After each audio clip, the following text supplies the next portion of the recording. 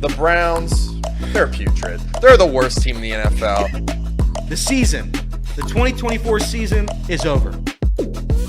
Lamar Jackson can't win the playoffs. He'll win a third MVP, though, so that's great. Drew Sample is the most important piece of the Bengals offense next year. Go Joe Burrow. He deserves to be MVP. I wish he was the Browns quarterback. Kind of mean that. If you're looking for the most reactionary, silly, and unserious show on the internet, then you're home. Live from Hamilton, Ohio, it's Off the Bench by Chatterbox Sports on 1410 ESPN Radio. Oh, look, it's a clown-filled week. That's what I'm already reading. That's right. Yes. That's right. We had fun last week. How was a clownless week for you guys? It was a good week. I know it was great for the chat. The chat really loved it. Clownless 6 days, but I think Elliot and I we made it was six. There was the extra Friday in there. Yeah, we had a couple clown shows, but that's okay. It's just those Fridays are silly. You missed roughly what 45 picks total? Yeah. We picked every game. Let's go. It got to Friday 2 weeks, or so this past Friday and the Friday before, and Jacob were like, all right, we can make like 4 segments. But what are we going to talk about for the last 2? We're like, oh yeah, we can just pick every single game that's happening. Every one. You're in the Mountain West. You're in the MAC. Oh yeah. It didn't matter. It was we picked every game. Mm-hmm. And the best part is we kept no record of it. So no. That was the most important thing. We can't go back and look at how we actually did. Like the high school football segment that just totally got ousted after week 1. We're 5 weeks in. We did it last week. We did it last week. You did? Of course you did. We did it. We had to pick as many games as possible. We went up in the Cleveland area, picking Cleveland Heights. We went to Northern Kentucky, I believe. And then we went to Indiana. Very nice. As you should. Very nice. As you Vacation should. was good? It was outstanding. It actually went by super fast. Can't believe I'm already back. And everyone's like, yeah, can't believe you're back either. No, I'm a little disappointed, though, because I'm not sure how many wins my Cleveland Browns are going to have this year. And I wasted one of their wins being out on vacation, not being able to say, look at my Browns. That is tough. They got to win. And, yeah, I'm so happy with the news that came out yesterday. What'd I miss? Oh, did he fix it? He did. Yeah, because no free ads. No free ads. No free ads. So a little inside baseball. Does that say vote Kamala for 24? What does that say? No. It doesn't say that. I didn't know. Not that it would be wrong. Why do you do this? Why do you do this? Anyway. So Trace says on Friday night, hey, I need to use your laptop. I leave my laptop in the studio, so I always have it. And Trace takes my laptop far away. I'm like, okay, go use it. It's a ThinkPad. It's great. So he takes it out, and I realized last night there is almost a 0.0% chance Trace was going to have my laptop back in here by the start of the show. So I said, you know what? Let's think outside the box. What can I use as a laptop? So I picked the laptop I used as a freshman in high school. This was from 2013, this laptop, and it stood the test of time. Now, it comes with, if you're on the radio, I'm sorry, I'm going to do a demonstration. It comes with an extra battery pack. So this battery pack goes on the bottom, and it weighs about 35 pounds. I was going to say, for the radio listeners, the battery pack is the size of a normal laptop. Yeah. But so there was a couple stickers I have on here. They're the Office stickers, and then they're a brand that involves a bar stool. Those were stickered all over the thing. So Casey decided to blur it out. There's more inputs on that laptop than I know what to do with. Yes. You can plug anything in. Literally any cord you want could be plugged in here. Does that black box move around like when he moves the laptop? No, not when he moves it. But I can move it myself. I can keep track of it. See, I can. Let's play a little game. Oh. All right, you ready, Elliot? Oh. Yeah. This is great for the radio. The radio loves this segment. Oh, look at that. An exclusively visual segment for the radio audience. But we are off and rolling here on a Monday, Off the Bench, presented by United Dairy Farmers. Justin Kinner back after a week off, but excited to be rejoining the guys. We got Casey McAllister, who's decked out in his Joe Burrow wide-out Bengals jersey. You ready to go for it tonight? You got the Bengals hat. You're ready to go. You're ready to rock. The Bengals get the first win of the season tonight? Well, I certainly hope so. I asked Jacob before we started the show what his nervous level was. I don't remember what he said, but I'm all the way through the roof. It's a 10 out of 10, maybe even like a 15 out of 10. Just very, very nervous about this game. Nervous energy. We'll get to the full Bengals. We'll dive into all that coming up here in a bit. But I want to talk baseball. That's what we all thought we were going to talk today. I was like, I know the Bengals are going to play Monday Night Football tonight, but you know what? I want to talk baseball. I want to talk about a team that's not in the playoffs. I want to talk about a team that was eliminated from playoff contention last week, mathematically finally eliminated. You've been calling it since May that the season is officially over. The 2024 season. 2024 season officially. I mean, yeah. So bottom line is Well, minding my own business last night. I'm getting back from vacation. Football was kind of tough to watch for me yesterday, so me and the wife were just kind of catching up on some shows, and then my phone starts going off. Everyone's sending me messages. I see the breaking news that David Bell has been, relieved of his duties as the manager of the Cincinnati Reds. And I was like, oh, here we go. Here we go. Opinions galore, hot takes galore, and I'm here to tell you I don't know really how to feel about this because we've been talking about the possibility of David Bell being relieved of his duties for so long, and I've been so back and forth on what my actual opinion of him is because we've spent so much time saying if you list out all the issues that the Reds have, where does the manager rank amongst those problems? I still don't think it's at the top of the list of the problems that they have. But when you have been average to below average for so long, and let's just be honest, bad, someone's head has to roll. And the GM ain't going to fire himself, and the owner's not going to fire himself. In fact, he'll just give his son a promotion. So, these guys aren't going anywhere. Someone's head has to roll. And I guess it made sense that it would be the manager, but then it didn't make sense because it wasn't even a calendar year and some change a year ago that they gave this guy a 3-year extension. But we should have known that that they weren't super confident in David Bell's abilities whenever they treated the announcement of his extension as a Friday news dump. I'm pretty sure most of you are familiar with what a Friday news dump is. A Friday news dump is something that is going to bring negative, publicity to your organization, and you just want to get the news out so that it gets drowned out in a couple-day news cycle in the weekend, and by the time you come back on Monday, it's been talked about, and the passion and the excitement, the anger, whatever it is, won't be as strong. Well, the Cincinnati Reds were in Los Angeles. They were playing the Dodgers. And all of a sudden, I remember I was covering the TBT. I was at UD Arena, and I looked down, my phone goes off, and it's the Reds announce a 3-year contract extension for David Bell. And I remember thinking, well, they're having a year that they weren't expected to have. I don't mind, that people are higher on David Bell now than what they were before, but I thought they were jumping the gun a little bit. But I also thought it was crazy that the Reds were on the road. They were in Los Angeles. It was a Friday night, and you announce it then that you're giving your manager an extension. You gave the announcement of the extension of your manager a Friday news dump treatment because you knew, well, they're on the road. They're not here. We're not going to have to deal with it. It's not like the talk shows will be going hot and heavy over the next couple of days. They treated it as a Friday news dump, and that's what it was. And that's been questioned. The organization has been questioned for that ever since, and here we are a year later and some change, and they have relieved him of his duties. I don't know how I feel. I don't feel good that David Bell lost his job. I actually think the guy, I'm not saying is a good manager, but I don't think the guy is what everyone on social media is labeling him to be. It's easier to blame the manager because, again, as I said earlier, the owner, we could only say sell the team Bob so many times before we realize that we're just screaming for no reason. He's not going to sell the team.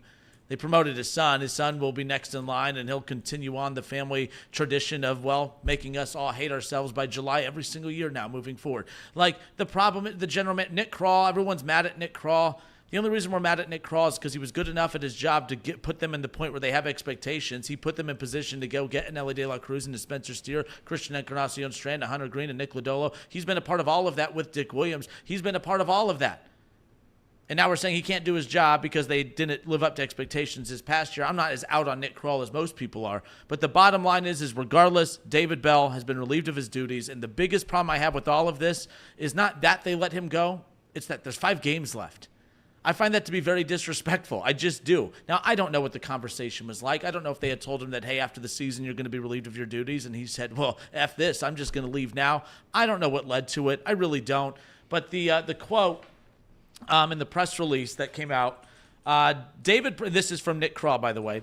David provided the kind of steadiness that we needed in our clubhouse over the last few seasons. That's Reds president of baseball operations, Nick Krall, saying in a statement, we felt a change was needed to move the major league team forward. We have not achieved the success we expected, and we need to begin focusing on 2025.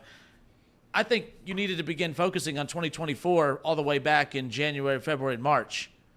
And now you want to start focusing on 2025 in September right now, and that's fine.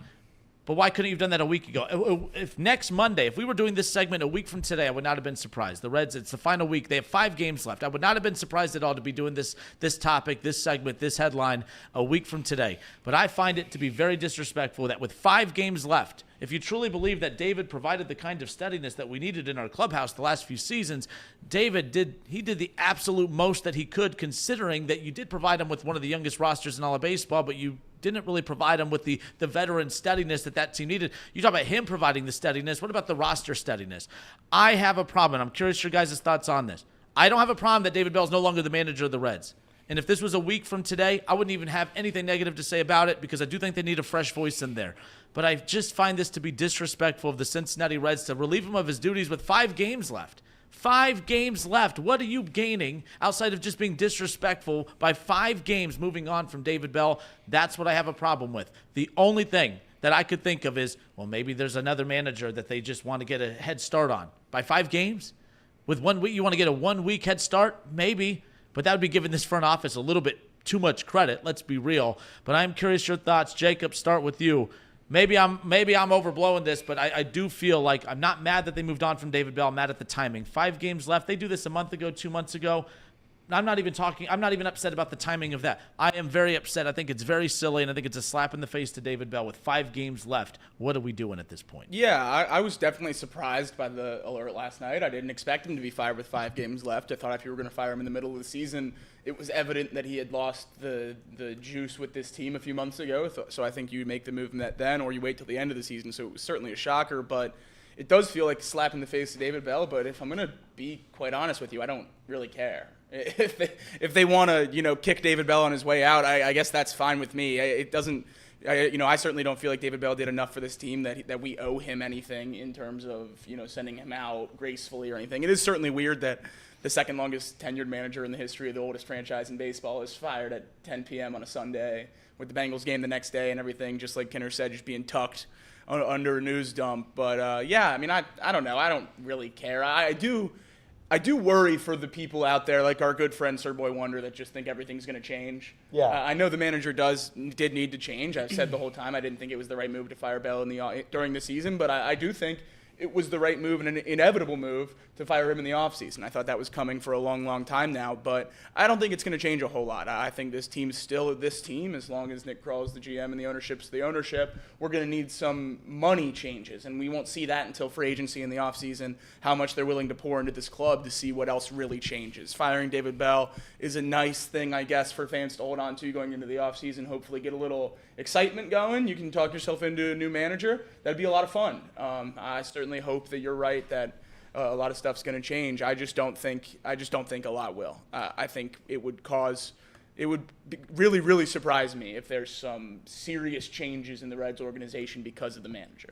So real quick, Ellie, I know we're going to get to who we think some of the the names are going to be tossed out of who we think is going to be the next manager, and we'll get to that coming up here in a bit. But I thought of you right away when the news came out about David Bell being fired because we shared a common opinion on that where we're not advocating for him to be the long-term manager. We're not advocating that he's done a great job, but we have said in the past that, hey, this team has problems. I just don't know if it's a managerial problem. But when you talk about how low this team feels right now from a fan base perspective, sometimes a change is needed just to spark some energy into a fan base that now, once we're done complaining about the front office, we'll turn our focus towards who the next manager will be. I know you just saw the fly by. I did. I did. I watched you. But no, when you saw that news come down last night, your initial reaction was what? Because we've spent so much time on this, and here we are. It happened. David Bell no longer the manager. You talked about sparking up some energy here. I don't understand sparking up some energy when the season's mathematically dead. I don't understand the timing of it at all. It doesn't make sense to me one bit. If you're going to fire him after the year, like you guys just said, do it. I don't think firing him right now with a couple games left made any sense to me. And to be clear to everybody out there, and I don't want to sound like I know things that other people don't. I'm a silly person, and everybody knows that. This move was not made for the betterment of the organization. The Reds organization didn't come together and last night at 10 o'clock during Sunday Night Football, the ownership and Nick Krall didn't all come together and say, you know what, this is the right step forward. This is how we're going to move on here. That's not what happened.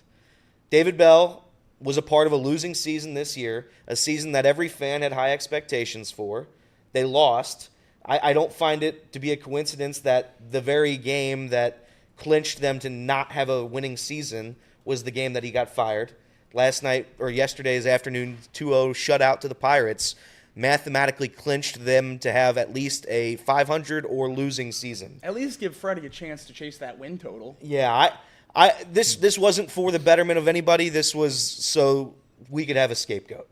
And that's who David Bell is. His whole entire career here has been narrowed down to him being a scapegoat for the other failures of this organization. They made the playoffs 4 times since 1995. 4 times. We've had 6 winning seasons in Great American Ballpark. 6. Stadium opened in 2003. This isn't a David Bell problem. There's no David Bell issue here. The players haven't been good enough. The front office hasn't been good enough. There's 3 other serious areas of concern that haven't been near good enough. And David Bell's the one that takes the blame. And that's fine. Towards the end of the season, I was with Jacob. If you want to fire David Bell, you go ahead and fire him. You get rid of him. I've never heard a player say anything bad about David Bell. I've never heard any sort of drama that involved David Bell inside the clubhouse. As far as I'm concerned, everybody liked him. I know the fan base didn't like him. He gave some boring press conferences. He didn't come away with too many wins. I think it was just a loud group of the fan base. Yeah. I think a lot of the fan base does recognize that though Bell had his shortcomings, that it's not his fault how this season and really the last however many years of the Reds franchise has transpired. It just can't all fall on him. I don't know how you look at the history of the Reds over the past 30 years and you look at your 4 playoff appearances, 0 wins, 0 playoff series wins, and you look at the 6 winning seasons you've had under a certain ownership group, and you say, you know what? You know what's going to change now in 2025? A new manager. That's going to do it. I'm not saying a new manager can't spark or ignite some sort of new energy, because there has been a losing culture here for quite some time. But I'll be damned if I say this is David Bell's fault. This is not David Bell's fault. He was never given Shohei Ohtani, Mike Trout. Up until recently, he had an aging Joey Votto, who we all love, and he had Ellie De La Cruz the past 2 years, one of which he had a winning season when they were projected to win 68. I'm not mad at David Bell. I have no ill will towards David. I did a funny little video last night, but I want to make something very clear. It's not David Bell's fault. The Reds moved on from him, not for the betterment of the organization. They moved on from him to give the fans what they want. Here, fans, we know you had a terrible season, but we're going to give you this one. We'll give you David Bell. He no longer works here. That's what you get. So we'll see if it changes in 2025. I have a hard time believing that if the roster suffers injuries at the rate that it did this year, the new manager is going to have some sort of crazy success. I could be wrong, but I don't think that's how it's going to play out. We'll see. All right, this is Off the Bench presented by United Dairy Farmers. Justin Kinner, Casey McAllister, Elliot Rearing, Jacob Tissett with you here.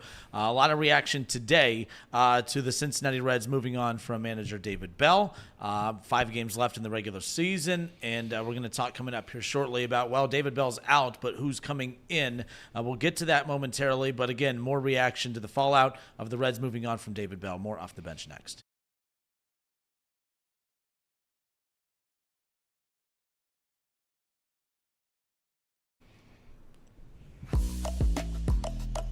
All right, and we are back off the bench, presented by United Dairy Farmers. Happy Monday, everybody. We'll definitely look. The Bengals Monday Night Football tonight. They have the Commanders at home, Ring of Honor. We'll have all that fun stuff coming up here around the corner. But the Reds definitely dominating the conversation to open up the show today. It was announced last night that the Reds, after almost six seasons, are moving on from David Bell, and that's sparking a reaction from everybody. That happens more times than not when a team moves on from a manager. You have those who are really pissed, and those who are like really happy with it.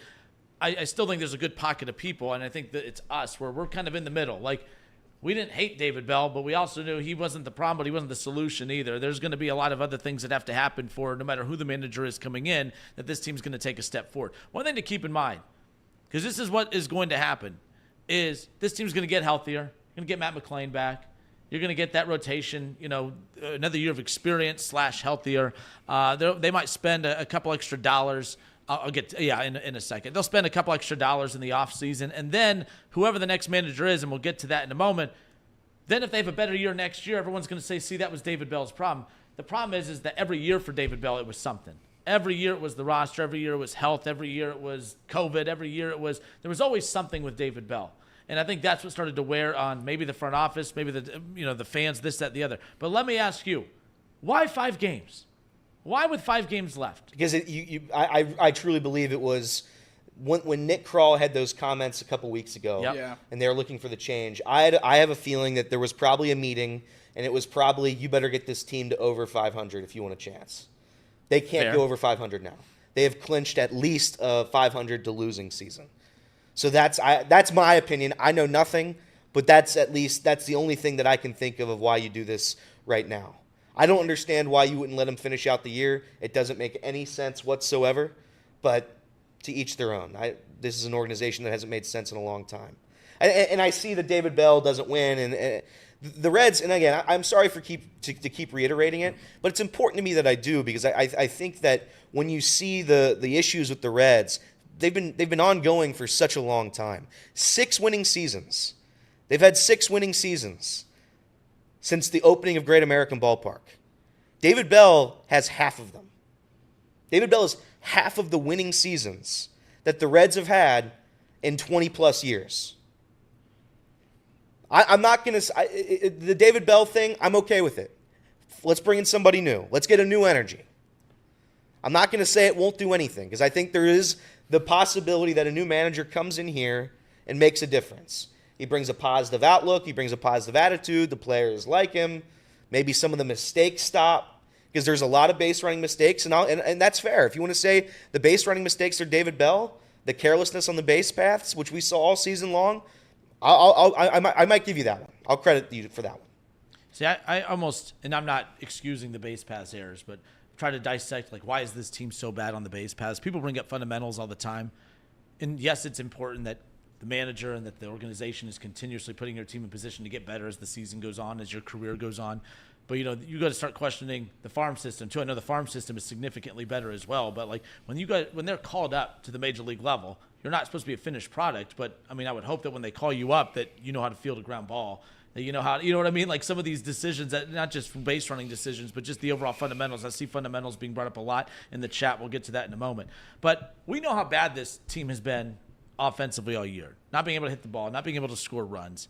So when they do get guys on base, I've given them a little bit of a pass for how bad they've been on the base paths, because in my head, what I'm assuming is that David Bell and his staff, I think they know that, okay, we're making a lot of dumb mistakes on the base paths, but when we get guys on base, we got to advance the runner somehow.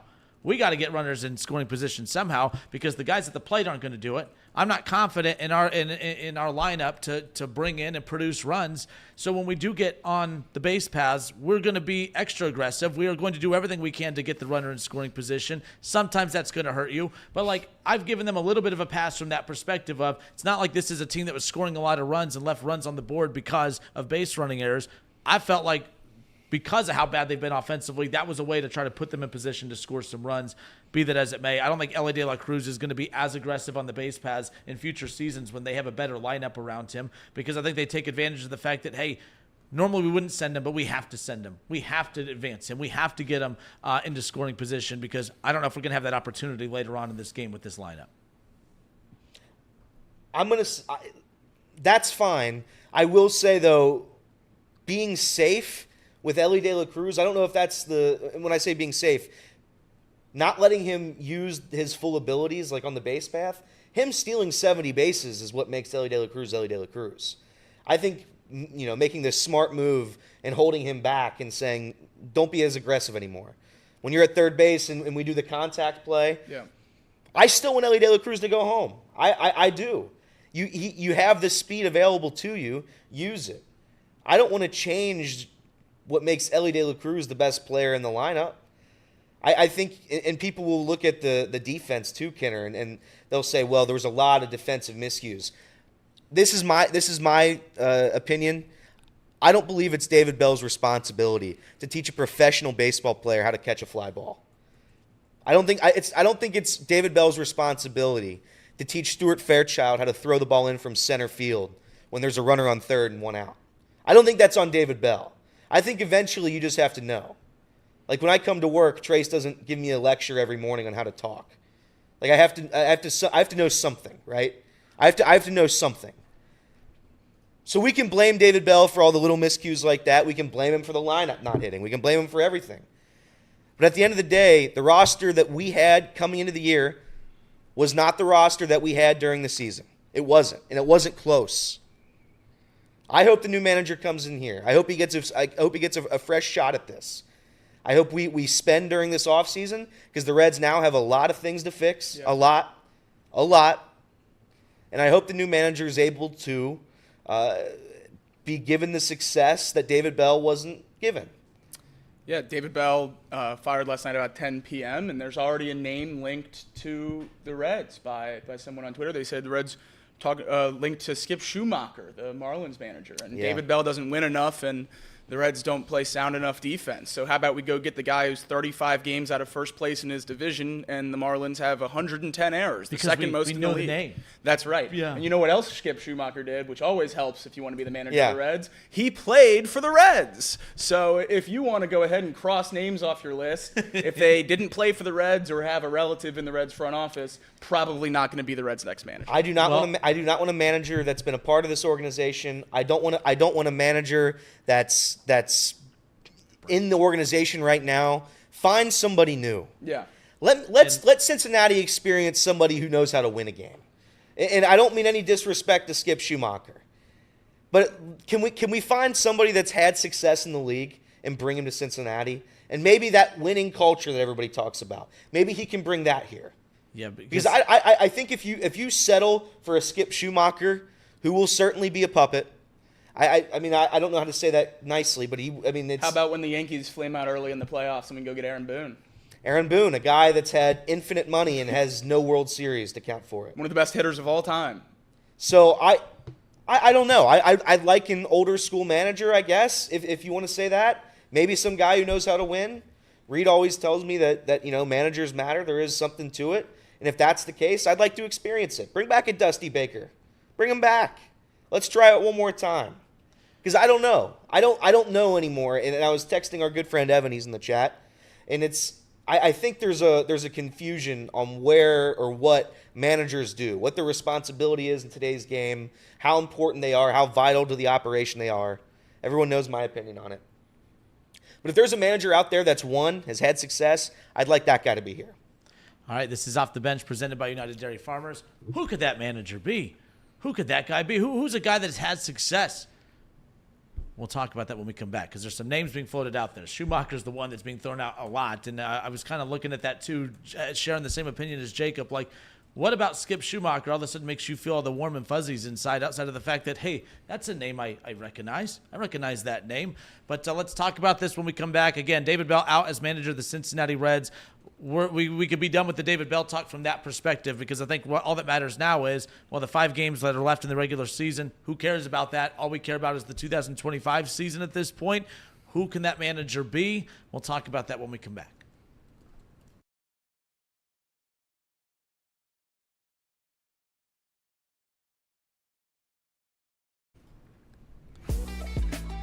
All right, and we are back. This is Off the Bench, presented by United Dairy Farmers. Justin Kinner, Casey McAllister, Elliott Rearing, Jacob Tissett. David Bell out as manager of the Cincinnati Reds. 5 games left in the regular season.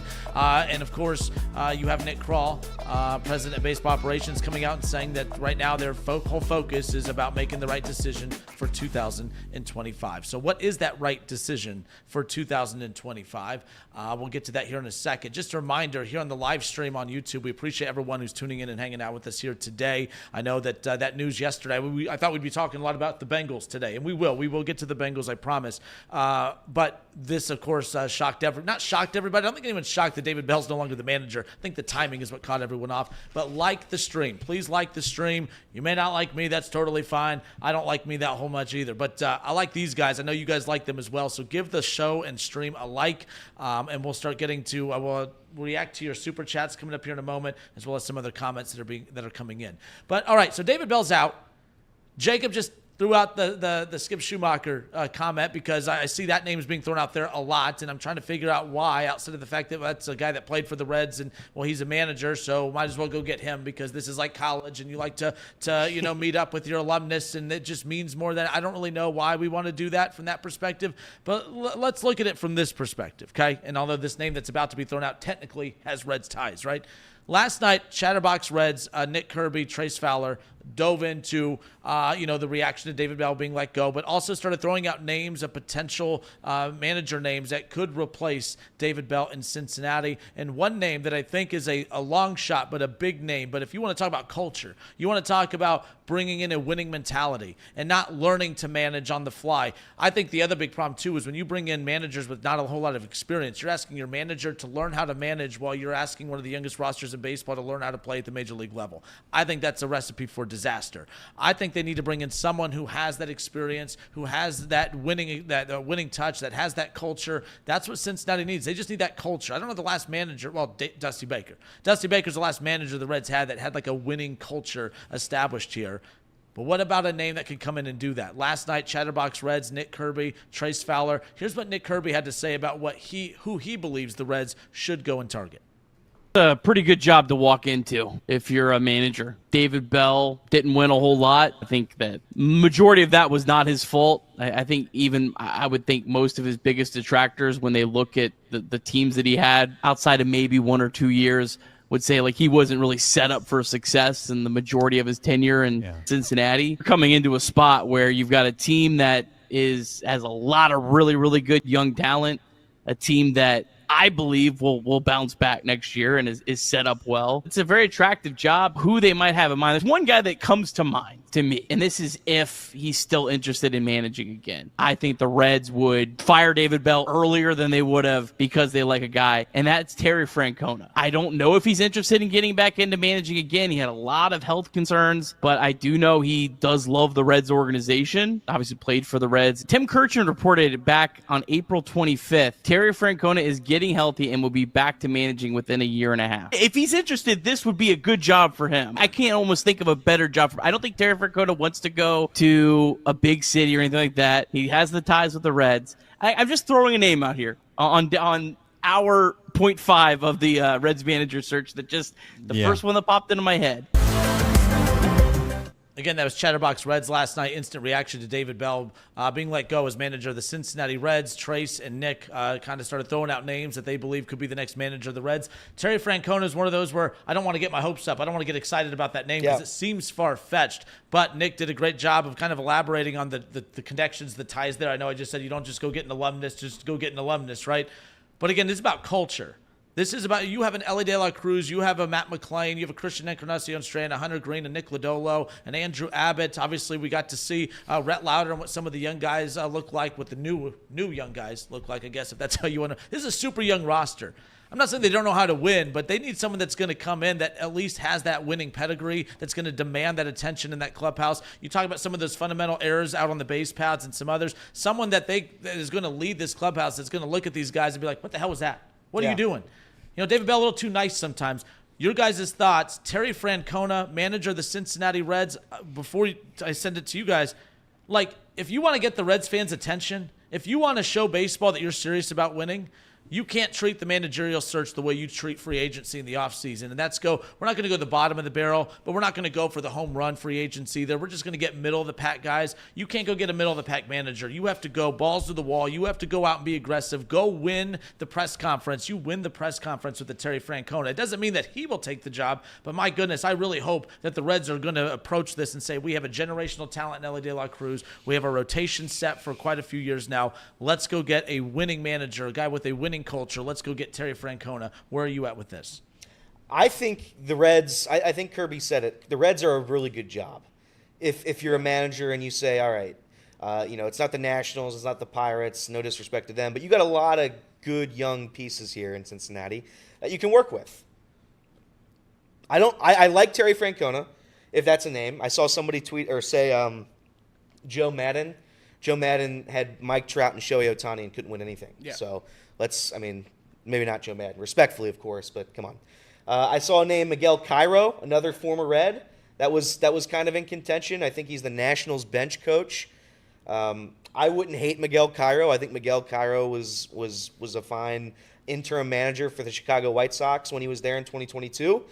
If you wanted to go that route, I think David Ross is another name that people were throwing around. David Ross, I don't know if he was a great manager, but he certainly experienced winning in Chicago, so I wouldn't hate David Ross. I think the players would like him.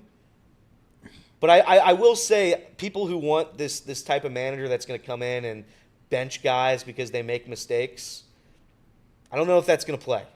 I don't know if that plays in today's game. I could be wrong, but because Ellie De La Cruz has a silly error or a 3-error game, the next game and you bench him because he needs to be better. I don't think that flies anymore. That's why I think there has to be a hybrid of new era managers and the old era managers, where if you don't like what this guy's doing, you bench him and he doesn't get out of the doghouse until he proves to you that he does it your way. It's your way or the highway. I think you have to be a player's coach now. You have to be a player's coach in Major League Baseball. You have to have the respect and the trust and the love of the clubhouse. And I don't know if bringing a guy in that's going to get everybody in shape and we're going to organize everything and blah, blah, blah. I think that there's a variation of that 100% works. But I don't think it's the way to go with this specific team when every one of our players is below the age of 22. Yeah, I think we're a completely new age baseball team that's trying to maximize on new rules and how to run the bases and playing a little bit of small ball mixed with some power, hopefully at some point in this lineup. And I think that requires a guy that's a little younger. And I don't know, maybe that's a minimalistic way to think of things by just looking at age, but I don't know how eager I would be to, like you said, a lineup full of 22-year-olds and a pitching rotation of guys that are under 25 or so. I don't know how eager I am to go get a guy who's a baseball lifer, a manager that's been doing it forever. I just feel like a guy that can relate more to these guys. I don't want David Bell again necessarily, the full players coach that seems pretty buddy with everyone. I think there's a happy middle ground. I think there's a middle. But I would lean further towards the analytical puppet than the bulldog old-fashioned coach if I had to pick one of the extremes. But I don't know if people, and maybe I haven't read all these comments, are people advocating for a bulldog? And that's a good that's a good analogy, or like a bulldog manager. I think for me a bulldog manager was a Lou Piniella, like that. Yeah. I don't like Lou Piniella's man. And by the way, I love Lou Piniella, and I love that managerial style. I wish it still existed. I love the Bob Knights. I love those fiery head coaches. Maybe Bob Knight was a little too fiery, but that's a conversation for later. But the bottom line is in baseball, I know what you're saying, but like Elliot, like this idea that I'm going to go and tell a 22-year-old, hey, I know you got thrown out, but can you please be smarter next time? Hey, that ground ball that you had an error on, can you please try harder next time? Like, these are professional athletes. I think they need to have someone that lights into their ass just a little bit. I think it's such a soft, I'm not saying you're soft, I'm just saying it's a soft mentality by the athlete. And we as fans just say, well, today's age, these athletes, you can't talk to them that way. Well, why not? Like, why not? I'm not saying to go in there and just scream at them and call their mom names and call them names, but like, you're a professional baseball player. You miss a ground ball, you should be held accountable. You should be not yelled at, but at least talked to firmly. This idea that try harder, pal. Oh, good job, buddy. Like you're talking to your 6-year-old on a little league team. Like I disagree with that, because I do think that this is if there's ever a team that could handle that type of coaching, it's a young roster where the egos haven't totally taken over the clubhouse yet. I don't think a team full of veterans can necessarily handle that, but I think this team does need that direction. I think they do need that kind of handle to a certain extent. I don't know. Let's go your route. This past season, Ellie De La Cruz had a couple games where he had some silly errors. You had guys out in the outfield that were committing silly errors, the base running mistakes, silly. You take them out. You bench them. Who's coming in to replace them? Who's coming in to replace Ellie De La Cruz? Who's saying benching is? Well, I'm not saying benching is the only way, but that's certainly one of the main ways to send your message. Let's say Ellie De La Cruz is at a casino until 8 a.m. Do you send him down to AAA to send your message? I thought that was a hell of a move. I thought it was a ballsy move, but I thought it was a hell of a move. Good for them. I don't know what's wrong with a hobby. Can't the guy have a hobby anymore? Come on, yeah. I mean, I do a drinking late all the time. I mean, but and you show up to work. I think he would have done the same thing. But if Trey sends me home, I'll be like, yeah, maybe I shouldn't be drinking till 8. My bad. But my point is, I'd like to keep the guys I have here, this generational superstars. If you want to yell at Buck Farmer, you go yell at Buck Farmer. And that's no disrespect to my sweet prince, Buck Farmer, but come on. He's so good. There's a couple guys that I think you do have to manage differently. I think you do have to be almost, I don't want to say a friend first because people won't like that, but you have to be some variation of that and a leader and a guy who you have to earn the respect of. You can't just be a walkover, pushover. We know that. You can't be the best friend like David Bell might have been to these guys. But I also don't think yelling at people, I don't think yelling at guys and making a clubhouse culture upset, I don't understand the point of that. Now, you can make the argument that the clubhouse culture has been happy and healthy for 6 years, and we've gotten almost nothing in return. So to that, I'd say that's a fair point. And maybe that's why you shake things up here. You get a new, different look in the clubhouse. But I really don't think that having a guy in here that just yells at everybody and goes out, and when he's upset, he picks up a bass and he walks away and very upset. I don't know if that's the way to go. But that's not what I'm calling for either. I know, but you're calling for a variation of that. You're calling for a guy to I mean, I don't want a boss that is just going to be, hey, I know you've been late all week. I know you're not. That fly is back. What the hell is happening? This fly can just fly away, please. I don't want a boss that, hey, I know you've been late for 6 straight days, but can you try being on time a little more? Yeah, I'll try. And then I continue to be late. Hey, I know we've talked 3 times. Can you please try being on time? Yeah, like, I think that's a soft boss. I think it's a pathetic boss, and I think it's a pathetic of a manager to continue to tell millionaire professional athletes, hey, can you field a ground ball? I'm not asking for them to throw a base. I'm not asking for them to be Lou Piniella, but this, after they have a game full of mistakes and errors, and to have David Bell afterwards be like, well, I liked what we saw out there. There was that one nice play we made in the second inning. I know we lost 14-3, but that one nice play in the second inning, by golly, I mean, I just love these guys so much. We're going to go hold hands and sing Kumbaya afterwards. Yeah, that's soft, and that's one reason why the Reds are soft. The one thing I think about that is how David Bell talks to the media. We do not know that that's how David Bell talks to the locker room, and I think that's important to say. He might be going to the media protecting his guys, and he might be a different leader in the locker room, and we don't know that. I think my issue with the manager conversation a lot is people are like, we need a guy who's much harder nosed because David Bell's so loose in the locker room and doesn't care and isn't fiery. We don't know. No one knows that. And everyone that's in the locker room likes David Bell, which leads me to believe that he's a decent manager, at least behind closed doors. So I don't know if all the, we need to change the locker room projections or necessarily where I like to go, just because we don't know. Yeah. Let me ask you this. Do you think the way Brian Callahan is handling the Will Levis situation to the media, do you think that's a good look? I don't know if you saw the clip. You were on vacation. No, I did. But based on how it's framed, I mean, he basically, because he got caught with the whole, what are you effing doing, right? And then he didn't sugarcoat it in the press conference after. Great point about what he says to the media. It might not be what he's telling his team, but we don't know what he's telling his team. So we can't say one way or another what he's telling his team. But when the results aren't following it one way or another, you could be a player's coach, and if you're winning, then no one's saying anything. Yeah. But I think when you're the player's coach and you're losing, it's all right, well, you need to stop being so buddy-buddy. I've had bosses that I know for general managers to our operations managers to others, where if things are starting to get a little too bad on the on-air side, it's like, hey, you need to stop being buddy-buddy with the on-air talent, and you need to start whipping them into shape a little bit. You need to start making sure that they're hitting their benchmarks, yada, yada, yada. Like, that's just – I'm not going to sit there and ask for millionaire athletes to be handled softly when in corporate America what we have to deal with every day is we're not handled that way. So that's just kind of how I view this from that perspective. Don't like how he handled it with the media, but – good for him, because I would be really nauseous if I have a quarterback that's playing like that, like mine, and everything is just A-okay. Everything's fine. Everything's great. Everything's dandy. I wish Stefanski would come out and say, hey, Watson, how about you not play like a piece of garbage? How about that? I understand the David Bell press conference thing. I think it does get tired when you lose and lose and lose, and the message is when you get no hit by Blake Snell. Blake Snell had a hell of a game, and we loved what we saw from Blake Snell. I understand not liking that. I understand, not wanting the same exact response after every single loss. We're almost there. We're gonna get there. But it's also a tough position to be in. What are you supposed to say? We didn't get it done tonight. Our guys sucked, and you're gonna throw them under the bus like that. I don't think that plays. I could be wrong because I don't know. I've never been in a major league clubhouse. I don't know what guys like. Maybe they want the guy that what you're saying. Maybe you want the guy that holds you accountable. And I, for the record, I do think David Bell holds them accountable. I don't think how you say that, but based on what? Based on how?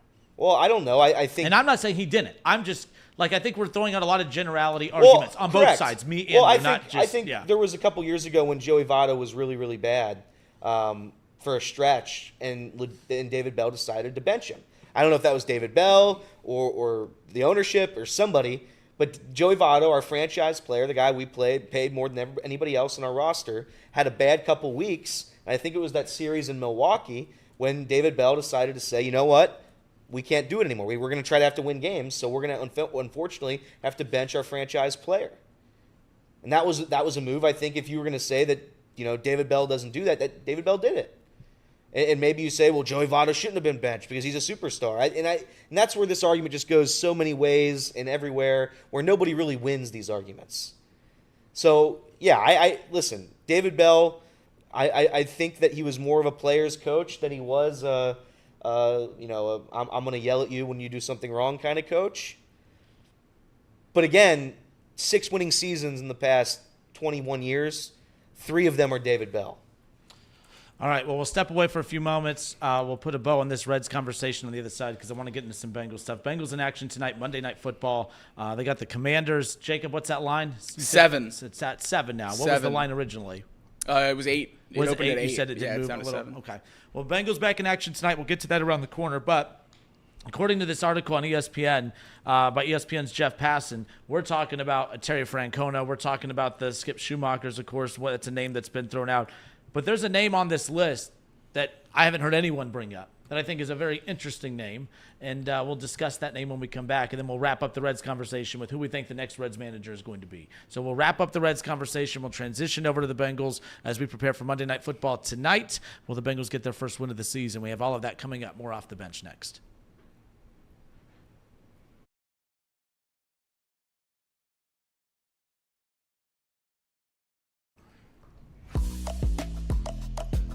All right, and we are back. Craig says, did Kenner print out an online article? Yes. I don't know why that's a weird thing. I don't think it is. Why does that matter? I forgot. Producer Sandlin. I forgot to run it by him. My bad. Do you still use MapQuest too? He asks. No, in fact, last driving for 12 hours last week or last Saturday, whatever it was, I was like, how do people get around with? I'll be very honest. I couldn't use a map. I don't get how people drove all over the damn country with the map. My phone froze one time and I had a panic attack because I didn't know what exit. I'm like, I think we're on the right exit. I was just getting, luckily that stretch you're very familiar with. There's like a 360-mile stretch through Birmingham. You go all the way through Birmingham. It's a long-ass drive through there. Yeah, you can't get lost driving straight for 360 miles. That's true. That's true. Is what it is. But, yeah, so my old school article here, printed out from ESPN.com. Oh, no free ads. We are ESPN. We are on ESPN 14. You've done that multiple times. Sorry. Viva la whatever you are over there. Viva la ESPN. Viva la ESPN. Yeah. This article here from ESPN's Jeff Passan, in this article says, among those who could be in consideration to replace David Bell, Skip Schumacher, as we talked about, who is expected to leave the Marlins at the end of the season. David Ross is a name that is being mentioned. I know you guys brought him up earlier, former Cubs manager who spent 3 seasons as a catcher as well. And then how about this one? Eduardo Perez. That name is being thrown out there as well. Who's currently calling baseball for ESPN. That's a name that's being thrown out according to ESPN's Jeff Passan. That's being thrown out? The son of, obviously, Tony Perez. But, yes, those who are in consideration, according to ESPN's Has he managed Jeff before? Has he coached before? So, by the way, this is a printed out article. Look at that. Dropping names you haven't heard of before right there. There you go. Eduardo Perez, I'm familiar with his work, but has he had coaching experience? He's the ESPN analyst and former Cincinnati Reds first baseman, according to this article. I would assume no managerial experience in the past. If he has no managerial experience, I'm out. I'm absolutely out. Listen, if we're going to do the route that we're going to just take flyers on somebody, then why not take a flyer on David Bell? Yeah, I was going to say, there's a guy that had about 20 more wins than expectation a few years ago. Sitting right out there.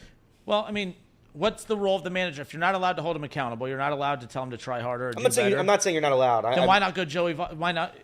I would rather go the Joey Votto route. If you're going I to don't give want someone Joey Votto. By the way, I would love personally. I don't think it's a horrible decision. I know some people will laugh at that, but if you're going to go that direction, if Eduardo Perez's name is actually being, I can't say his name apparently, if Perez's name is being brought up, according to ESPN's Jeff Passan, because this says among those who are in consideration, it's the Skip Schumacher. It is obviously, as we just talked about, Ross, former Cubs manager. his name's being considered. So he's getting that from somewhere. If you're going to go that route with no managerial experience, I'd rather it be Joey Votto because, my gosh, that clubhouse absolutely adores him. The fan base adores him. If you're going to go that route, and I don't think you should, but if you go that route, I would much rather it be Votto than Perez as far as that's concerned, or Barry If you're going to throw logic to the wind, then yeah, I pick our favorite player. Brandon Phillips can be bench coach. We can have Jay Bruce as hitting coach, and we can just bring the whole gang back together. I don't think it's a serious option. Between him, I hear Barry Larkin in the chat. It will not be Barry Larkin. It will not be Barry Larkin. Are we sure it's not going to be Barry Larkin? I'm sure it will not be Barry Larkin. And I'm not arguing that it will be, but why are you so sure it's not? Because this Reds front office is unpredictable. Let's just be real. I'm not so sure. I don't think they want to risk throwing a guy to the Wolves like that. Because, again, this is at least from what I see. I see every manager that comes into Cincinnati as a mouthpiece, as some sort of scapegoat for when something goes wrong, you hit the eject button and all your problems go away. I don't think they'd be willing to do that to a guy like Larkin. I don't think they'd be willing to do that to a guy like Joey Votto, because I think they truly see that position as something we can throw away. And I don't think it makes sense for them to bring in two beloved Cincinnati figures into the most criticized role we have on the team. I mean, last year, or this past season, out of everything the Reds have experienced, the one constant negative was David Bell. David Bell wasn't out there hitting below 200. David Bell wasn't out there committing the errors. He was the one getting picked off at second base from the catcher. He wasn't the one making the mistakes, but David Bell is the one who gets all the blame. Every piece of blame goes to David Bell. I don't think the Castellinis would want to throw our guys under the bus. I could be wrong on that. Barry Larkin is their guy. I don't think it would make sense for them to throw him directly. That would leave a huge hole in the fire. broadcast booth too. Well, his broadcasting skills are another thing, but nonetheless, I don't think that Joey Votto, or I think it was one of those stupid Barstool UC accounts last night. Whoa, more of the. Who do you work for? I don't know who I work for, but there were. Should it be Votto? Should it be Barry Larkin? No, it's not going to be either one of them. Those aren't serious options. How about we just don't just name the good players in the history of the Reds? I agree. That's a fun exercise. So if you're going to suggest a manager, let's try to not just name. Let's name managers. What's Brandon Phillips up to? Right. Yeah, like Tucker Barnhart won a Gold Glove. He's in the minor league system. Let's have him manage. Catchers are usually pretty good, right? Well, just Molly said, Scott Rowland. Every good player that you liked might not be a fit for the manager. They're not managers. They're baseball players. So Perez apparently was very close to getting the managerial position for the Mets back in 2019. He also interviewed for the Reds job as well. So I don't even understand. Why would anyone do that? He hasn't coached anything. Yeah. Well, JJ Redick. I could be wrong, and maybe he coached somewhere, but we've seen. I mean, we just watched JJ. I know it's basketball, but like we've seen these analysts who, you feel very confident in the way that they talk about the sport, and I love JJ Redick. I don't know if he's going to do a good job with the Lakers or not, but I believe he will, just because I'm like, man, that guy knows basketball, because we hear him talk basketball. I think sometimes that Perez, impact right there could be the same thing. He does the radio show on SiriusXM, MLB Network, obviously with analysts for ESPN. I don't think Perez gets it, but that was a name that on my printed out article here from the ESPN.com, it caught my attention. So I figured I'd throw it out there. Who do we think at the end of the day? Is it going to be? Maybe not a name, but is it going to be it's not going to be a name that generates excitement. Is it going to be a name that generates excitement? It will not generate excitement. Okay, because I don't want you to put you guys in that spot because we've thrown out all these names to begin with. Unless you think it will be a certain name, is this going to be a name that generates excitement, or is it going to be a name that is like, well, we have to wait and see. I don't know. I also don't want it to generate excitement. I don't want a manager who I'm going to pay $10 million. We're going to fly him out to Chicago, and we're just not going to make the playoffs again. I don't want to overpay a manager because, again, managers, respectfully, are guys that ownership can just blame and just throw away, just throw out. And no disrespect to Craig Counsell, but he was the most coveted manager in the offseason, and he failed. It's a failed season for Craig Counsell. So I'm not going to sit here and say I want a big name like that. I want somebody from out of the organization who's had a history of winning. Maybe hasn't had his shot at managing a team by himself yet. He's been a part of coaching staffs. That's who I want. I also don't want anyone from our organization, right? Because that changes nothing. If you fire David Bell and we hire Freddie Benavides or J.R. House, if we're hiring in our organization, we have changed nothing. We have changed literally nothing. I want out of the organization. I want somebody else who knows how to win.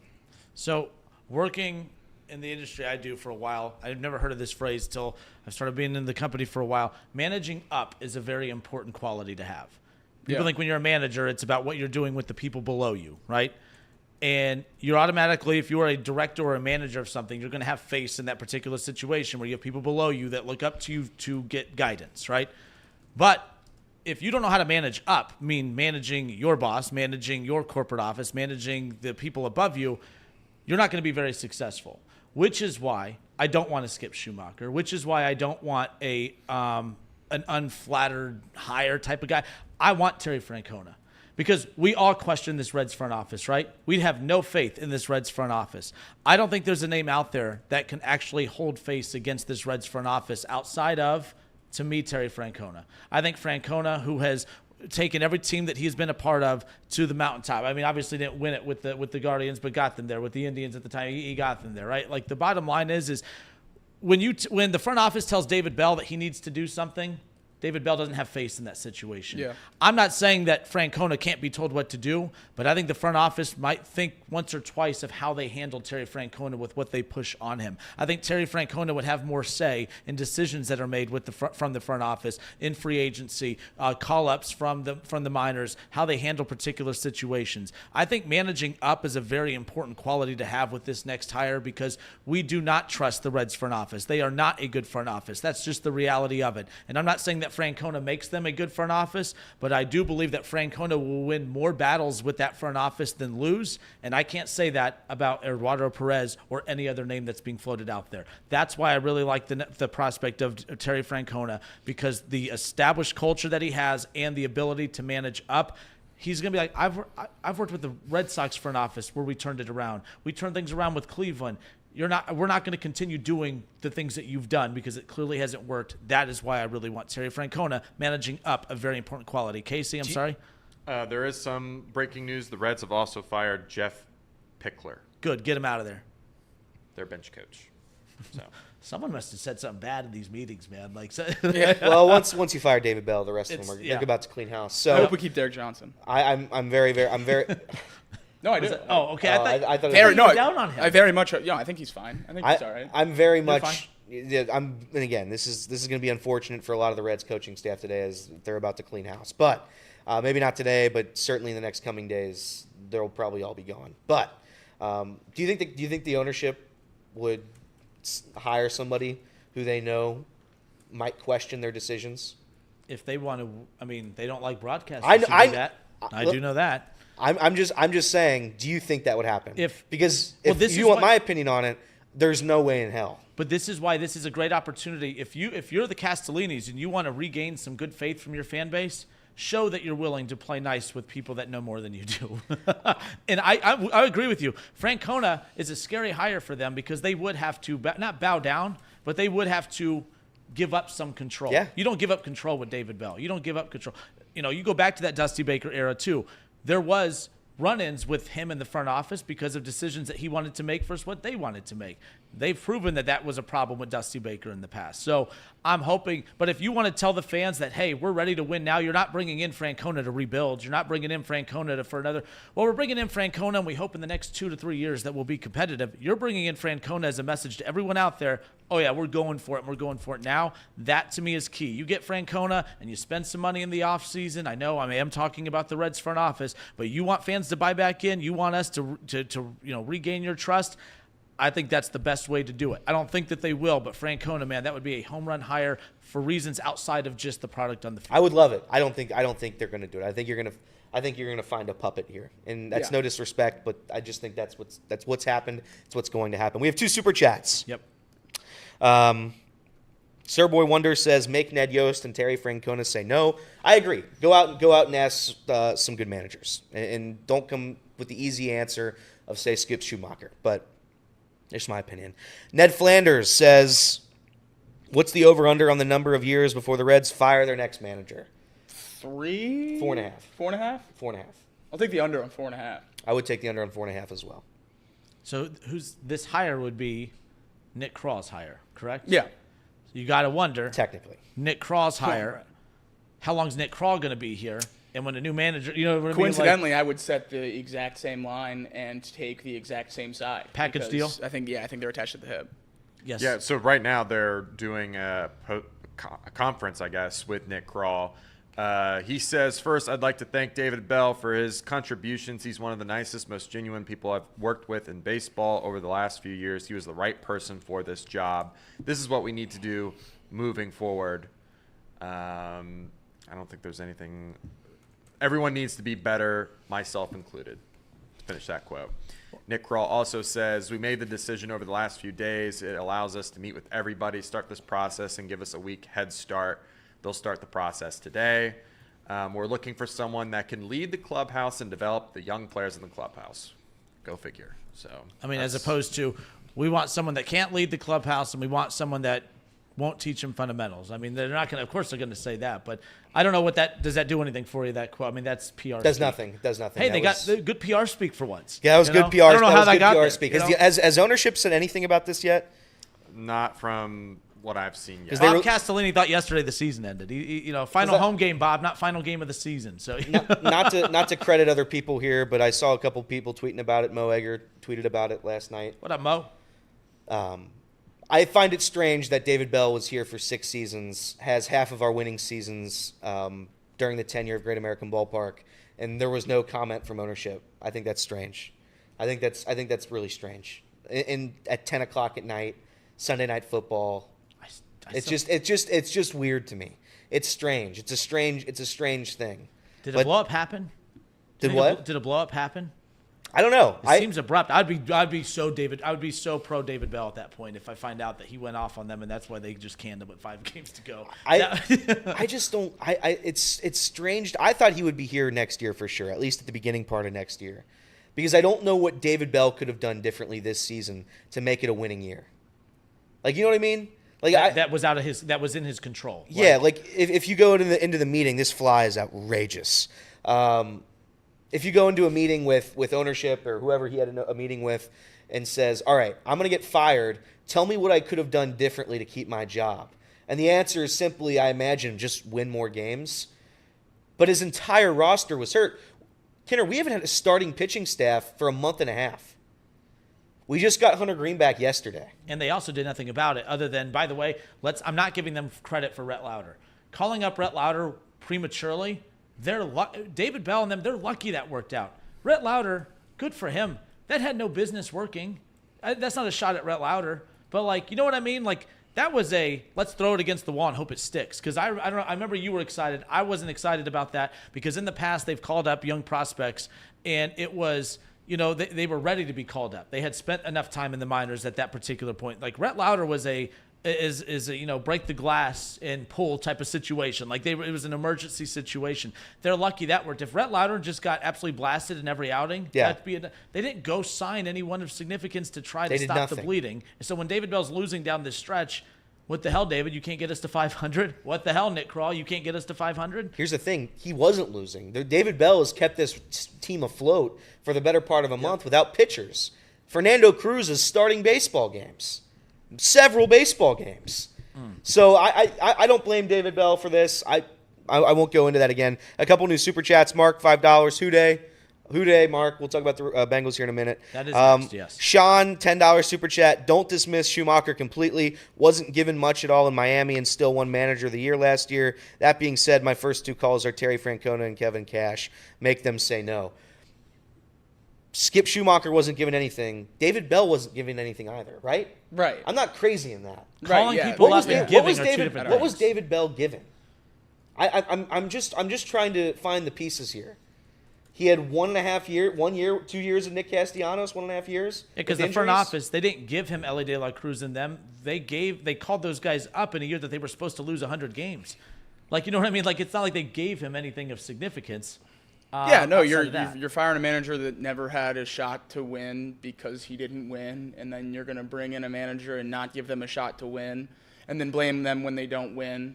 And then Nick Kroll is going to try to time up firing this manager with his contract as good as possible to try to elongate his stay here. It's all just a game, and Reds fans are just pawns. I mean, that's why they fired David Bell. You said it at the start of the show. I think it was Lance. Lance said y'all being played, like we're being played. Yeah, they just give you a little. They gave you a little cookie. Here, we're gonna go. We're gonna go 5 games under 500 when you wanted to win the division. Here, we'll fire David Bell. Here's a cookie. Talk about it for 3 months. It's like when you have a light and you're just trying to attract all the moths. And there's something really bad out there. But look, here's the light. Look at the light. Get distracted by this light down over here in this corner. David Bell was not fired for the betterment of the organization. He was fired as a scapegoat. Here's the last couple quotes that I'll read before we go to break here. Nick Kroll said there were philosophical differences and that he will keep those internal with himself, I guess, because following that, he said, this was my decision on ownership. Everyone was involved. We talked to them. I've talked to Bob about this over the last few weeks. So Nick Kroll is taking ownership of firing David Bell over philosophical differences. And those differences, I'd imagine, are what? They didn't win enough games in the win-loss category. I see. I think that's the differences they're talking about. Because Nick Kroll and David Bell have been attached at the hip the entire time they've been here. Strange. All right. Well, definitely something we'll be keeping an eye on. And, I mean, there is something fun about following your team's coaching search. I mean, if you're going to be back, you know what I mean? I think it would stink if they said they're bringing it back next year. It'd be kind of boring. At least now there's, some kind of change can be good. And David Bell, whether it was his fault or not, change is needed as far as this is concerned. It wasn't his fault. All right, let's talk about the Cincinnati Bengals. That's what we're going to transition to on the other side. I know we got some housekeeping items that Casey's going to touch on the YouTube side of things. We appreciate everyone tuning in right off the bat again for the Reds content today. Obviously, Chatterbox Reds. I know Trace and I know Nick and I know Craig and everyone do a great job, keeping everyone updated on everything that's going on. Again, instant reaction, but I'm sure that they'll have more reaction to this press conference that's going on later on tonight as well. So, all right, we'll step away for a few moments. YouTube side, we got some housekeeping items. Radio side, we'll be back. Cincinnati Bengals, Monday Night Football tonight. They got the Commanders. Will they get their first win of the season? They got T. Higgins back. How much of an impact is that going to make? Jacob's a little nervous about the Bengals matchup tonight. We'll talk about all of that coming up. More Off the Bench next.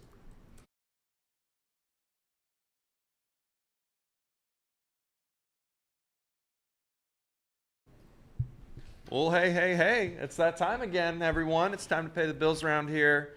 Let's kick things off, of course, like we always do, with, you hear that? Some Pawnee water. Made right here in Hamilton, Ohio. Uses natural limestone filtration, unlike the artificial processing of the brands use. The result being a healthy alkaline water, and some say the best tasting water in the world. I certainly do, at least.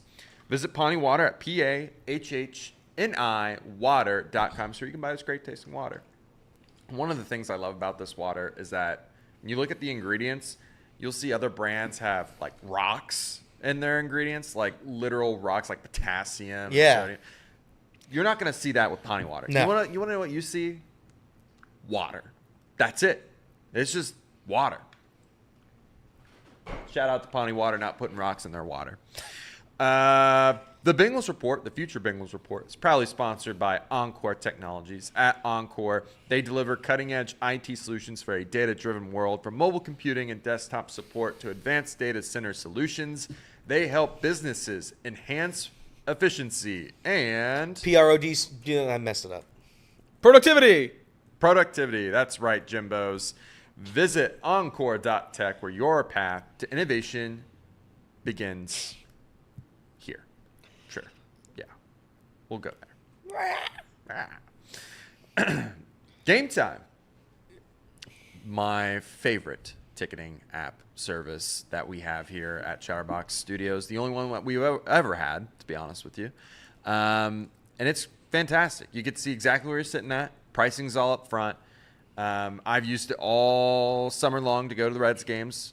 I'll be using it all fall and winter long when the Bengals play. And they have great deals on those games. They've got Game Time picks filters, and they allow you to kind of get rid of the fluff so you can see exactly what you're looking for in terms of where you're wanting to sit and the pricing and whatnot.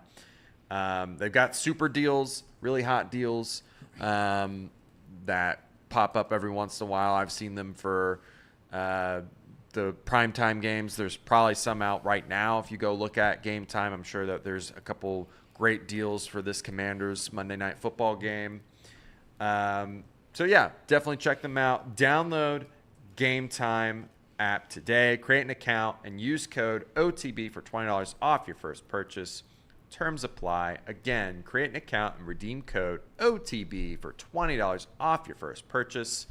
Download Game Time today. What time is it, fellas? Game time. It's game time o'clock.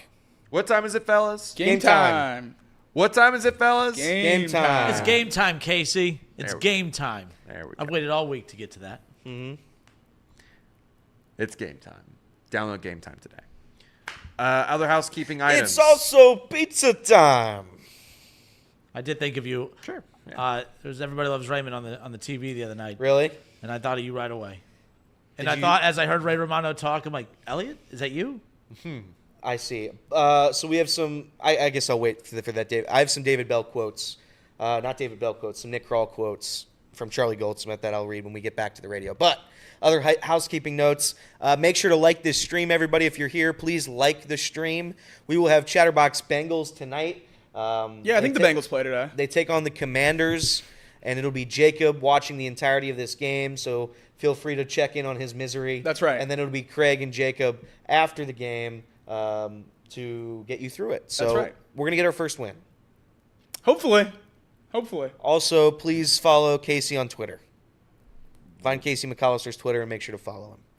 Yeah. Why? I don't know. I just thought I'd shout you out. Cool. Sure. Follow us all on Twitter. If you just look at the description, you can see all of our Twitter accounts there in the description if you just scroll Yeah, down. and you can unfollow Kinner.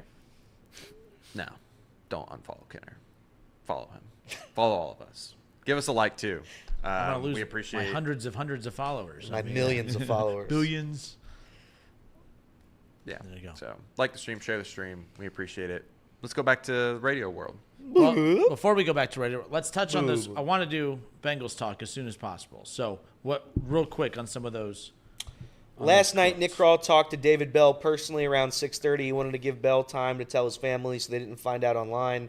They then announced as soon as possible. Nick Kroll said Derek Johnson remains under contract. He will not be leaving, at least as of right now. Nick Kroll said, I think Casey said this, there were philosophical differences. He's going to keep those in-house. That's pretty much it as of right now. I want to know what those philosophical differences are. Me too. Transparency, I think, would be very key in this, because what that says to me is they know what David Bell wanted is what we would have wanted, and that's why that's being kept in-house. Because if there's an opportunity for you to save face, you let that go out. Yeah. I think that David Bell had enough. I think David Bell kind of let them know what he thought. This is just all, I'm, again, speculating here. But when you say there's a difference in philosophy, let's be clear here. Your philosophical idea of what you should be doing is clearly BS. So I'm going to be Team David Bell in that particular. If there was a difference in philosophical opinions, Probably wanted better players. Goes against David, the one front idiot. offices. One idiot. I He can't wanted believe to, wanted he better. probably wanted to spend some money. Yeah. Hey, we're in the playoff hunt. Let's go trade for some pieces and compete. Oh, that's philosophical difference. Nick Kroll said the decision was made and the timing allows them to meet with people over the final road trip. I do think people are making fun of the week head start. I do think that matters. I think that's a big deal. Anything else? I'm just looking That here. to me says why I think Francona could be a key piece there, because if it's a manager that's already out there. Yeah, I think it gives you a week to go run at managers that are out there, and then if they don't work, get the guys that are fired, like a Schumacher or Because you heard Kirby say, like Kirkshin already said, that he will manage again. Yeah. And he's not managing right now, which means, hey, move on from David Bell now, getting that week head start. That means they're, could they be eyeing Schumacher or others? Yeah, well, they're still managing right now. You're not getting a jump, you're not getting a jump start on Schumacher at this point, but possibly Ross, possibly, who knows? But I have all the trust and faith in the world in the front office to go get the best. They've manager given me no other possible. reason. No They've given other- me no yeah. other reason to think otherwise. Let's talk Cincinnati Bengals. Let's get back to the radio side and talk a little Bengals.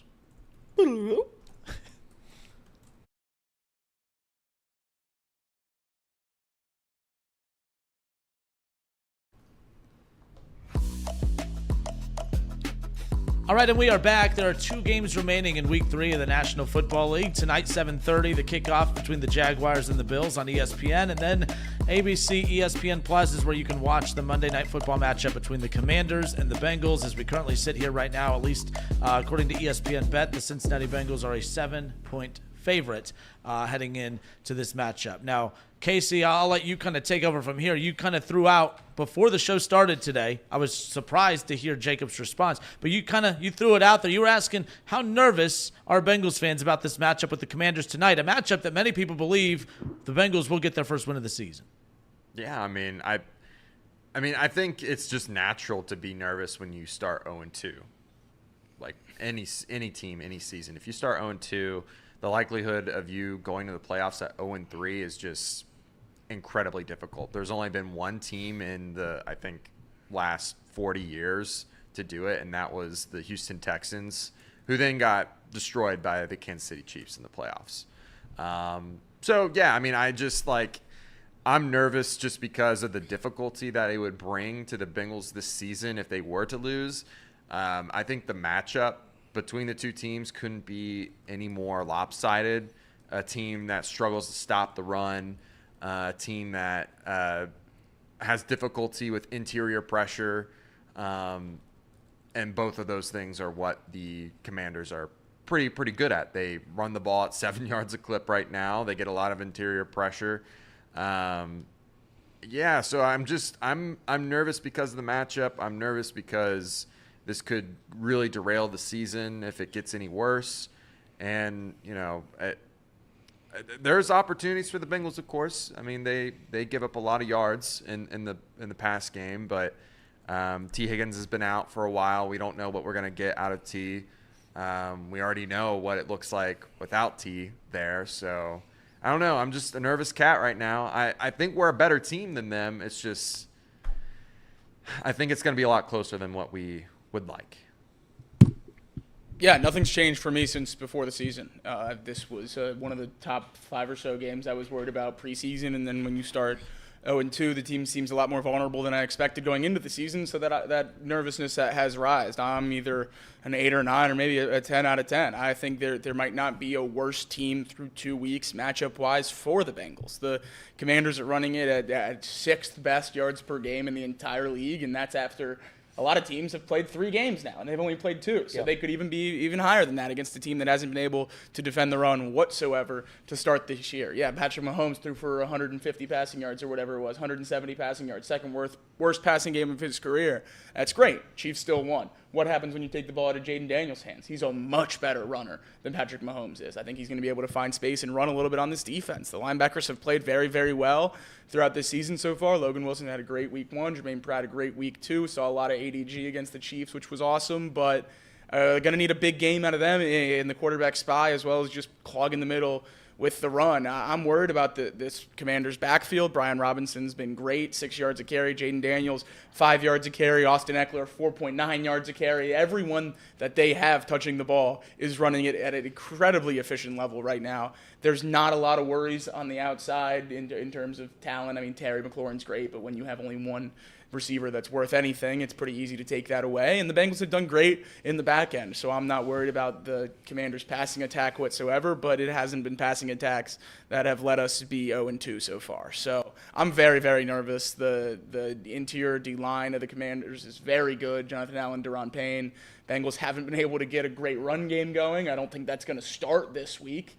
Grateful that the back end of the Commanders' defense is as bad as it is. Hopefully, with T. Higgins back, Jamar Chase and him can get back on track. Joe Burrow can look like Joe Burrow.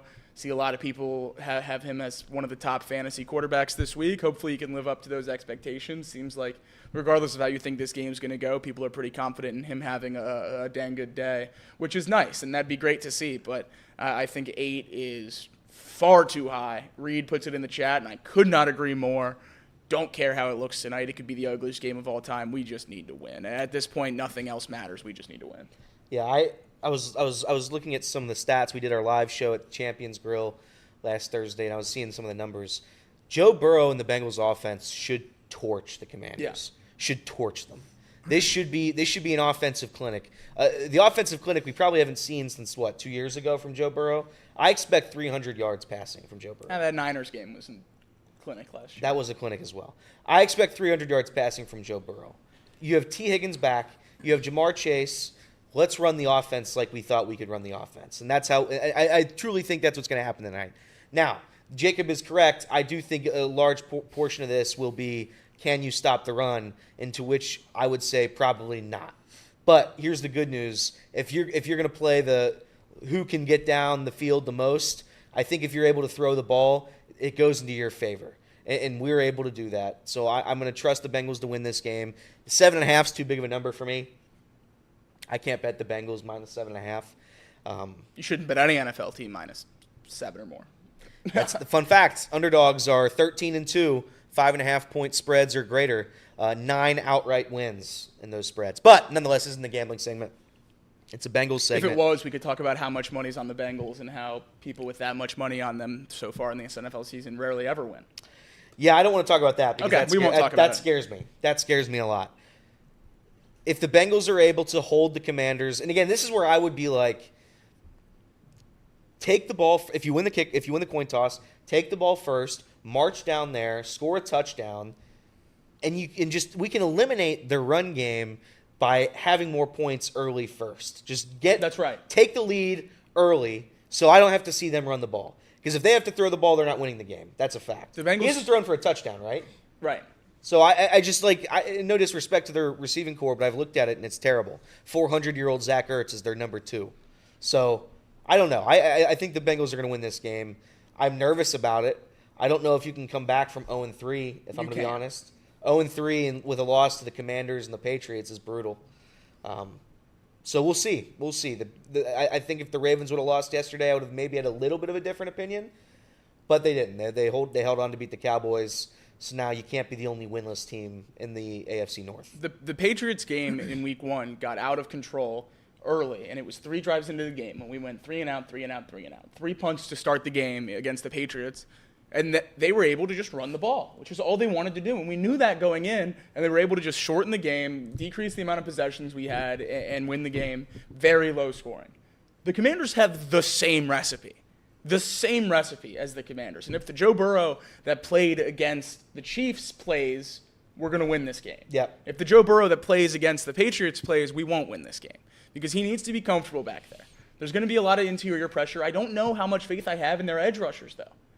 I think we're going to be able to develop some longer progression plays and have Joe look like Joe, which is great. And it would be a great sign for the Bengals as we go into another game on Sunday on a little bit of a shorter week.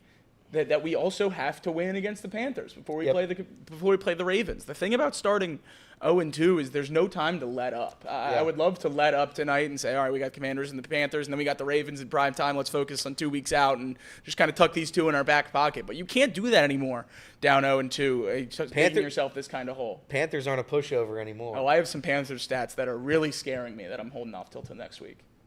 That's right. We're not going to look at the Panthers. Till tomorrow. Till tomorrow. Well, no, this is still week 3. Today is week 3. Yeah. We're focusing all of our attention on the Commanders. That's but right. I'm very concerned about playing the Panthers. The best pass block win rate of any O-line in the league. So is tonight a trap game because we're so worried about the Panthers? No. I think we have a rare situation right now that is the worst possible thing for the Bengals, and that's 2 trap games against 2 good teams because you're looking ahead to the Ravens. You have Commanders and Panthers Monday, Sunday, Ravens on Thursday. I think we have 2 trap games. Dalton and the Panthers don't look like a pushover, and I already have talked about how nervous I am about tonight. The Bengals, absolutely no doubt about it, have to be 2-2. And that obviously starts tonight. You can't get to 2-2 if you start 0-3. So, yeah, they got to do something. And I think it's going to come from people we don't necessarily expect because Sheldon Rankins is out. And B.J. Hill posted on his Instagram story today a picture of him smiling, so he might play, which would be a phenomenal thing. But Lawrence Guy. I think it's going to be a lot of that guy. We need that guy to step up. We're going to need that guy. That's right. All right, Off the Bench presented by United Dairy Farmers. You talked about some of the guys that are out, but there is also one big key return for tonight. T. Higgins is back. What that can mean for this offense. Again, the Bengals 0-2, trying to avoid going 0-3 tonight. 7-point favorites as they welcome in the Washington Commanders. What's the impact of T. Higgins' return? We'll talk about that when we come back.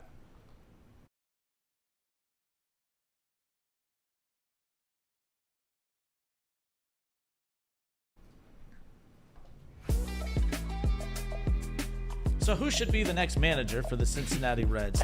No, we tapped out on that. Yeah, I did see someone say, I agree. I can't remember the comment kind of scrolled down a little bit, but I was very happy last night about the David Bell news because that meant less time for you guys to throw out the Cleveland Browns conversation. We don't have time to talk about Cleveland the Browns today. They look good, right? They looked fine on that first drive. I had an I'm worried about the Browns tweet. Really? Yeah. First drive, fumbled kickoff, first play, Amari Cooper, beautiful just throw. I mean, absolutely. absolute dime from Deshaun. You get one a game. And he used it real early. Yeah. Used it real first pass of the game. He used it, and it just went downhill from there. Yeah. I have a fun. I'll share it. I'll share it now. I guess since we're doing the Browns talk, really fun Browns stat for you. I sent to Casey I love last Browns night. stats. It's a good one. It's a good one. So the Browns, obviously, storied history of quarterbacks at that position. Great all work names out. throughout the years since 2000 when they've had their best names. Obviously, the Browns a dominant program since 2000. Oh, and Casey has it ready to go for the people that are watching. That's wonderful. So Deshaun's EPA per dropback in weeks 1 through 3 is the worst for any Browns quarterback since 2000. Oh, no. He ranks 23rd out of Browns quarterbacks since 2000 in weeks 1 through 3 EPA per dropback. So I'm not talking about the league. I'm not talking about starters. This is Browns quarterbacks. That's Jeff Garcia, Deshaun Kaiser, Brandon Whedon again, Kelly Holcomb, Charlie Fry. Yeah. He's a two-time Oh, Whedon yeah. beater. Trent Dilfer, Josh McCown. Impressive stuff. Does it make it worse that he's such a horrible quarterback and everybody hates him? Yeah, Does it make it worse? It makes it worse because even when things that aren't his fault, they become his fault. Like yesterday, that was a collectively embarrassing outing. He actually played well down the stretch, but so many key drops. He fumbled the ball twice, which is absolutely garbage. Like it's like when Tillman dropped that pass, that was a beautiful throw. It was a good throw. It was like just past the fingertips of the defender. It was right in Tillman's arms, and he drops it. And the story wasn't Tillman dropped it. The story was there was a guy wide open 5 yards out. And it's like, why is that? I mean, who says he didn't see him there? It was a great throw. It was open right in the middle of the field. But, again, it's the Giants. You stink. Should it come down to that at the very end is what it is. I picked them in my Eliminator League. I'm eliminated is what it is. Well, our Eliminator League ended after week 2. After week 2. The whole league The league ended. Someone won. Yeah. I picked Washington last week. Oh, nice. And who beat the Giants. Yeah. And so I lived to see another week just to have that. Yeah, is what it is. My main takeaway from that Browns game was, holy cow, how bad are the Jaguars? Oh, they're so bad. I mean, they have to be. They have to be terrible. Reed texted us last night, and I agree with him 100%. There are 2 Monday night games tonight. They do this every year. Don't like it. Hate it. It's so why if you're gonna do it like how Stagger 'em. Yeah, like do it like it would be a Pac-12 game. We'll have one kicking off at 10:00, and we'll go 10-1, and then the other one will be 7-10. Thank God that's not the case. You don't like that? Well, I mean, this is already going to be a late Oh, one could you imagine? at 8 o'clock. Could you imagine the you 10 going o'clock to kickoff 3 post-game a.m.? show would be rough. Chatterbox Reds doing that on West Coast trips. Yeah, but I will say, if there was ever a game to just throw it on Monday night as like a little, here, just have it, it's that Bills-Jaguars game. Because that's a worthless game. Yeah, no, that's Congratulations to the Bills for their victory. Well, to be fair, this schedule's put out. If we're talking about this in July, I don't think Bills Jaguars is a worthless game. I actually was looking forward to this game before the season started. Now I'm looking at it and I'm like, I don't care. That's why when people always used to rip the Thursday night matchups, when the schedule's revealed in April or May or whenever it is, or I guess it's in May, whenever it's, I guess May or June when they reveal the schedule. A lot of those matchups don't look bad in May and June, but when the season gets here and injuries take over and teams underperform, then all of a sudden they look bad. But yes, this is a matchup that is not as, and even we're talking about 0-2 Bengals. I know we're interested around here, but around the country, no one's interested in the Commanders and 0-2 Bengals team. Joe Burrow has people wanting to tune in, no doubt. But yeah, I thought this Commanders team would be better than what they are as well. How about Bo Nix?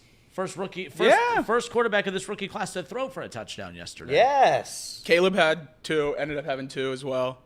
He had over 350 passing yards. So it seems like these rookie QBs are starting. Caleb looks good. He looked incredible. Oh, he looked so good. I don't think he looks good. You didn't think he looked good on Sunday? No. I think he had one of the best games of any quarterback in the league on this weekend. He looked incredible. One bad pick that was jumped on a comeback, led most passing yards of any quarterback in the league, threw the ball 50 times, got pressured on most of them. Yeah, I think he looked unbelievable this week. Incredible. I'm high on the Texans, maybe a little too high. They look bad this past week. I'm not going to overreact to one bad game, but they looked bad. I have to admit, I beat up on Sam Darnold a lot. So did I. Join the and club. Good for him. But I put him in that Baker Mayfield class because I was getting really annoyed with all the – I like Baker Mayfield. I don't hate Baker Mayfield, but I thought we were getting a little bit too ridiculous with the Baker Mayfield love because I'm like, he's known for having 2 or 3 really good games, and then he'll disappear for a bit and then come back for 2 or 3. And we just watched that yesterday. Sam Darnold, I'm not going to get too high on him yet, but to his credit, they haven't missed a beat. They dominated yesterday, and yeah, good for Sam Darnold, good for the Vikings. How many minutes do you think the Vikings have been trailing by in their? Do you know this answer already? I do. How many total minutes have the Vikings been trailing by, and combined in their 3 games? I'll say under 10. 3 minutes. 3 minutes. Wow. 3 minutes they've been trailing. Domination. So yeah, good for Sam Darnold. I was wrong about that offense. It's clearly cooking. JJ maybe out of a job next year. Yeah, I don't know what you do if you're the Why would you move on? NFL's been kind of crazy. By the way, I tweeted this yesterday. I despise the new kickoff rule. Oh, it's terrible. I think it's the worst thing I've ever seen. I still don't fully get why you did it. Because teams, they're still kicking it through the back of the end zone. Maybe more. It's just like, you leave the 25-30, oh, okay. Yeah. Now, another fun lead stat for you. We were talking about how bad the Jaguars are. So the Dolphins beat them in week 1 on a last-second field goal as time expired. The Dolphins have yet to lead this year. Really? With time on the clock. Jason Myers' field goal to end that game was as time expired, so they never had a lead with time on the clock in that game, and they are 1-2. Unreal. Dolphins are the worst team in the league, right? I think they're about to get a lot better, and people are going to get bit when they put a quarterback that can play quarterback in there. People are going to get bit betting against them. You don't like the Boyle? I think it's going to be either Tannehill or Huntley. Okay. I thought Tim Boyle showed his ass yesterday. I thought so too. Tim Boyle, poor guy. I saw Skylar Thompson right before halftime get hit so hard I thought there was no way he was going to get back up. There was some guy who came from behind him. It was he rolled out of the pocket, extended the play for a good 10 extra minutes, and then some guy from behind him just absolutely destroyed him. But yeah, that's sad to see. I not because this is a Bengals segment, I hate to keep derailing it, but I watched the entirety of that Panthers game. I love Andy Dalton. He is really good. I love him, and they are going to win a couple games. Is he going to have that little Joe Flacco run? Can we trade I think it might be. He's going to have trade Joe Flacco Browning run for him in the next week so he doesn't start against us? I'd love it. Let me ask you this: how bad was Bryce Young?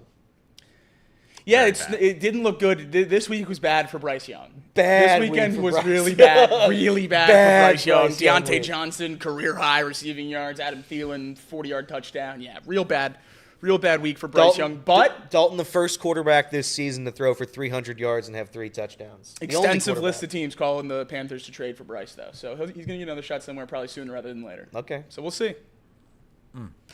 We have 1 minute left. What do you want to end on the Bengals here? We'll talk. Well, just What for are one, what are your predictions as a non-Bengals fan, as an outside observer? What do you think the final score of this game will be? Well, I never really put my thoughts on the defensive side of the ball. He has me double overthinking that. I put money on I bet $100 on the Bengals to win last week. I texted you guys that. I was really pissed off that they lost. I was like, well, listen. I said I'm either going to be, as a Bengals hater, I'll be happy that they lost, or I'll be happy that they won because I won $400. Well, that pass interference call.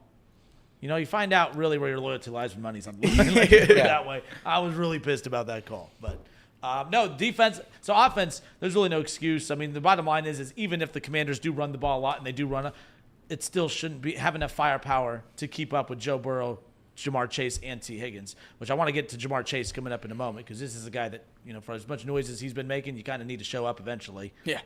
He's been very, he's talent-wise best in the league.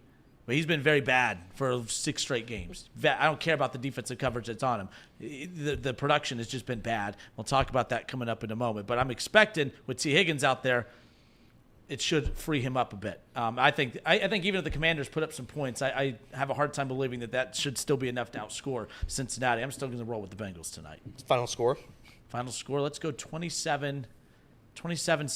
I'll go with the Bengals win. I'm going to go 35. You're in the 30s. I like it. They have to score points against this defense. I'm going to say 35-21. 38-28. Casey? I'm going 35-28. I like that. There you go. All right, that wraps it up for us on the radio side. In Dayton, I know you're tired of me already, but you have more of me coming up. Kenner and Kev show coming up next on ESPN 1410 Wing AM in Dayton, and we'll continue on the YouTube side here at Chatterbox Sports on YouTube. This has been Off the Bench, presented by United Dairy Farmers.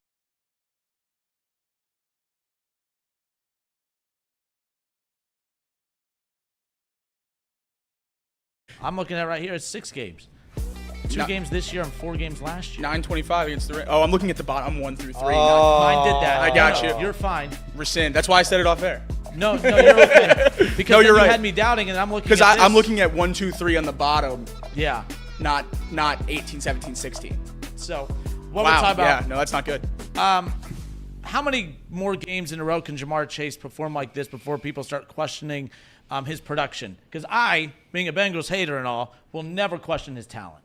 Like, Yeah. I want that to be clear between all of us, so I don't want anyone getting mad at me or upset. I don't think he's overrated. I'm not questioning if he's worth all that money. But my goodness, like, there's just a lot of excuses that are made for him when he underperforms that other receivers don't get that benefit of the doubt.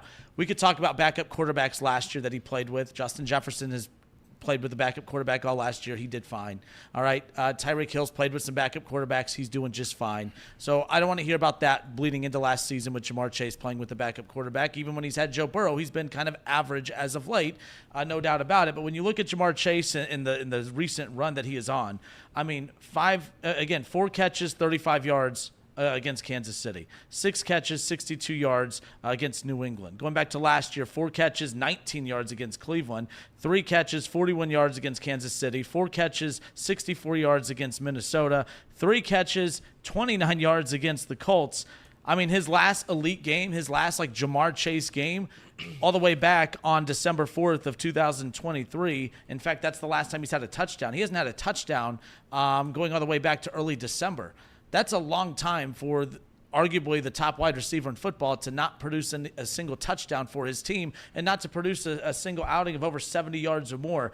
I don't think he's bad. I know he's super talented, but it can't constantly be excuses of, well, Joe Burrow was out, well, this, well, that. You can blame and question scheme to a certain point, too, because I talk about the catches. The targets are super low. That game he had against the Jaguars back on December 4th, 11 catches, 149 yards and a touchdown. He was targeted 12 times. He hasn't been targeted double digits since then. Not that he needs to be targeted double digits, especially when you have T and others, but I am surprised he's not being heavily targeted more. I know that he's garnering a lot of that defensive attention, but I think tonight should be that coming out type of performance. Not really coming out performance, but like it should be a big performance for Jamar Chase. I don't know how many more he can go at this pace before people start questioning it. I know you guys won't, but I am. This is not acceptable if you're Jamar Chase, especially asking to be the highest paid receiver in football. I blame, I'll ask Jacob and Casey because maybe I'm wrong on this. I blame the coaching staff 100% for his inability to be involved in this offense, as much as I'd like him to be. I saw last night the Chiefs, and I don't like the play, but when you do those little bubble screens, the Xavier Worthy or Rashee Rice, you just throw it to him. Let's see if they can make some magic happen. Like, that's what I would do. If it's not working downfield, which I have a hard time believing it's not working downfield, then do something like that. I don't blame Jamar Chase for the lack of targets because I think that's all coaching staff. I think that's all scheme. I don't think – and he has to be better. I think last week you saw the frustration kind of set in when you're throwing helmets and stuff. But on the field, I really don't think it's a Jamar Chase thing. I think it's the offense. I think it's the way the offense. How could it not be on Jamar Chase even a little? I think I'm like 70-30. I'm not saying it's all. I'm not saying Jamar Chase gets a completely free pass. I'm just saying him not getting targets can't be on Jamar Chase, right? Like that. I have a hard time believing. I haven't heard the separation stats or anything like that. I don't know those numbers. I don't have them in front of me. And maybe Casey can answer me in a second. But what I see, I don't think it's Jamar Chase. I think it's just how Zach Taylor calls plays. Yeah, I mean, I think it's a lot to do with the schematic of the game that we called. Week 1 was a disaster, just straight up. I mean, it was just abysmal play calling or scheme-wise. They didn't use any motion. And then week 2, they used the most motion that they had ever used. Yep. They were getting tight ends involved, play action and whatnot, but it wasn't like Jamar wasn't involved. He had 6 catches for 60 yards or something like that. And I mean, we're talking about a team that's got Trent McDuffie, who's one of the better corners in the league, and he was being doubled every single play. It was like 80% of the game he was doubled.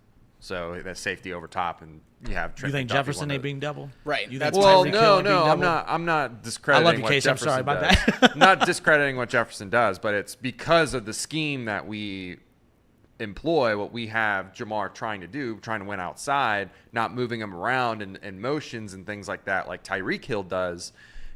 It's hard for you to win. So, and plus, on top of that, Joe isn't going to force any throws. He's going to throw to the open guy, which is why you saw a lot of tight ends catch a lot of passes that, you saw Gesicki scamper on down, almost got a touchdown out of it. So it's like, I understand what you're saying. I think that the issue with Jamar is not necessarily him and his physical ability to get open. It's more or less just scheme, and Joe is not going to force throws, especially when they're not at 100% offensively. I think you will see a little bit more now that T. Higgins is in the fold, because I think they'll be able to see more one-on-ones, maybe that are tighter coverage, but it's still one-on-one opportunities for Jamar to get a ball deep down the field.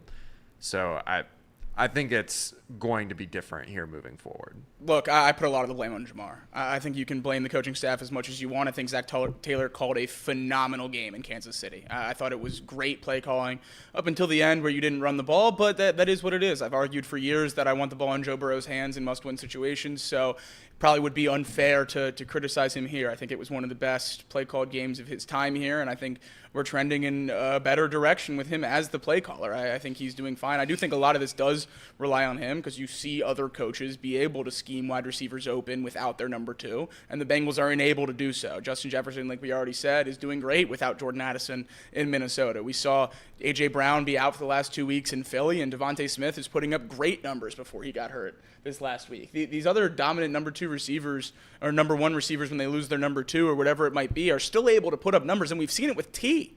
When Jamar's out, T still puts up great numbers for the most part.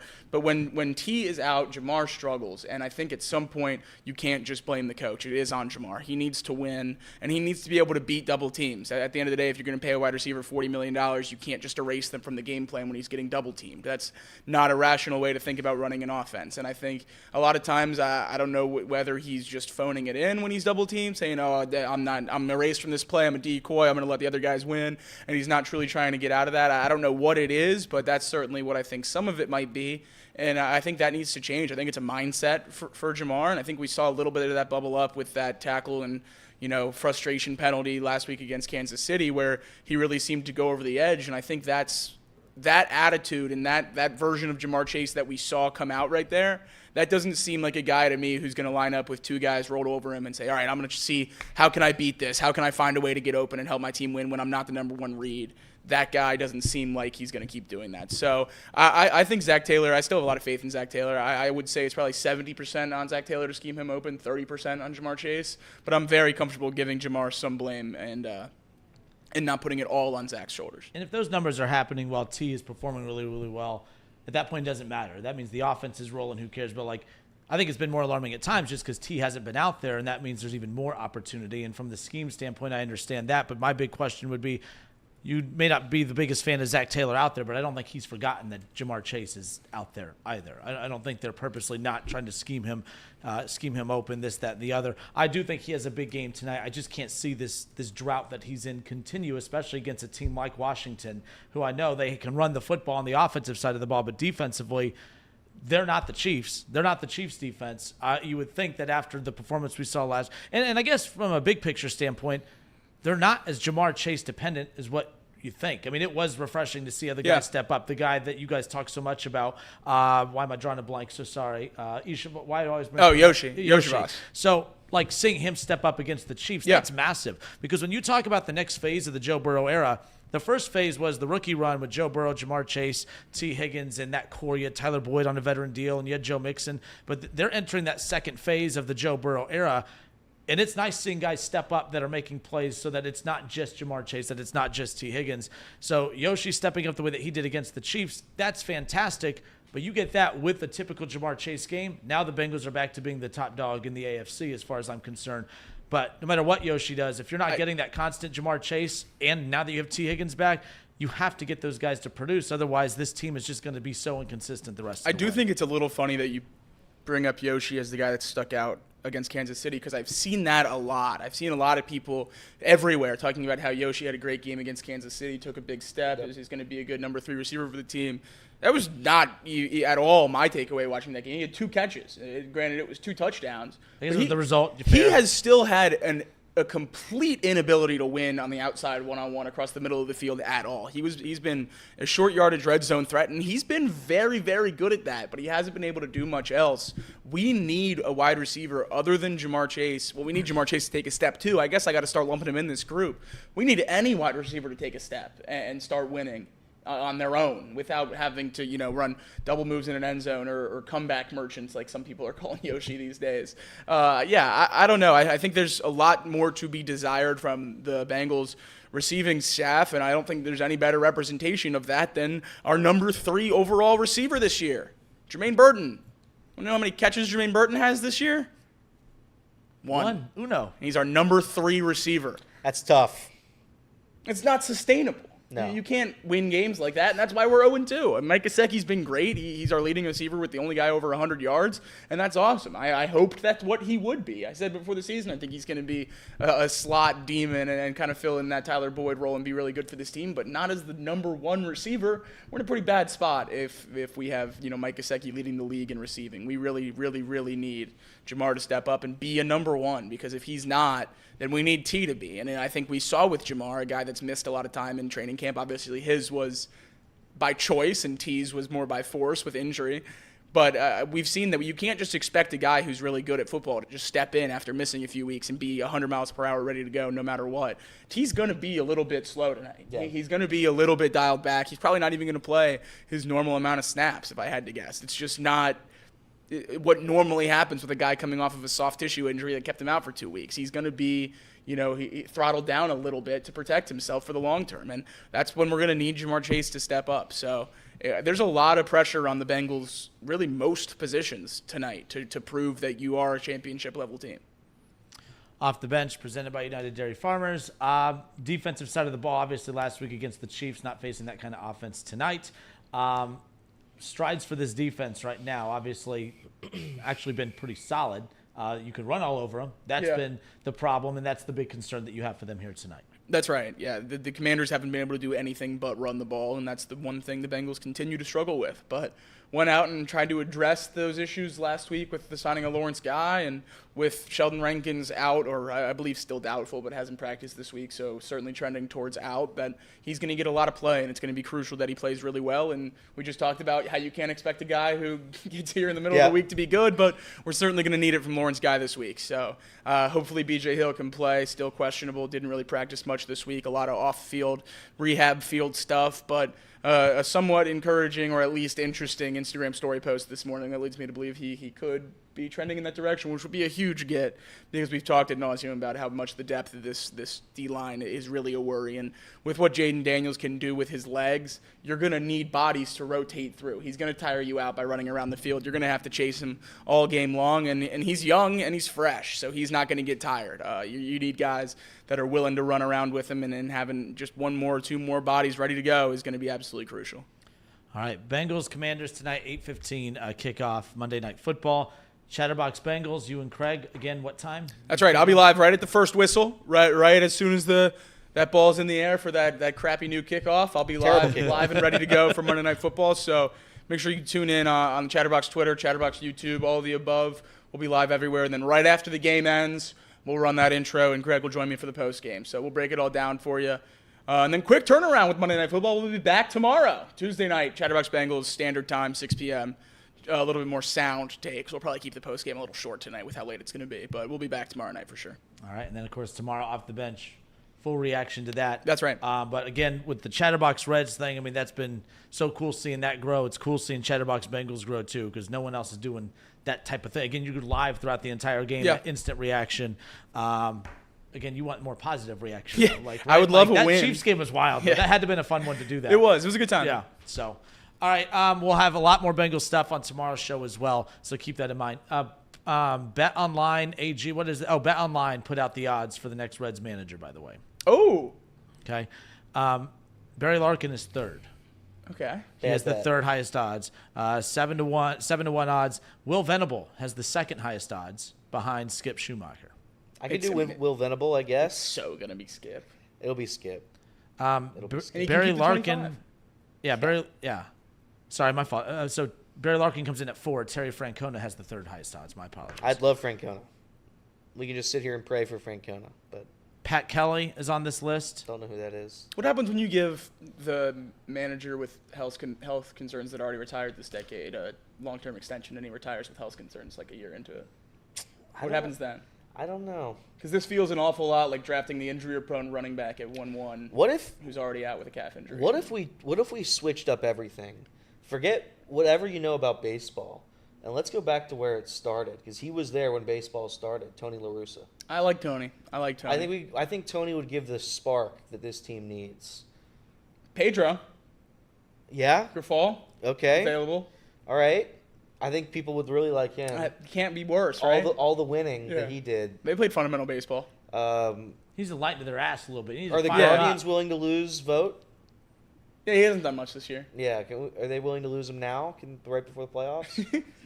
So I'm surprised that the name that's not on this at all is, and again, I know you guys aren't super high on him. I'm not saying that I am either, but I know it's the name we threw out. But the Yankees manager, I'm surprised that he is not on this, Aaron Boone. I think that could be just because he's still the manager, and like they have pretty good World Series odds. But Shoemaker? Well, they already said he's fired. So that's been enough. Okay. Yeah, they already said this is his last. Gabe Kapler again. Let's see. Joey Votto's. Gabe Kapler. I don't know if he can still manage, but he's a good-looking fella. That's right. Get him in here. 10-1 odds for Joey Votto. Joey Votto will not be the manager of the Reds. He has a better chance than Derek Johnson. He will not be the hitting coach of the Reds. Don Mattingly. Brad Osmus.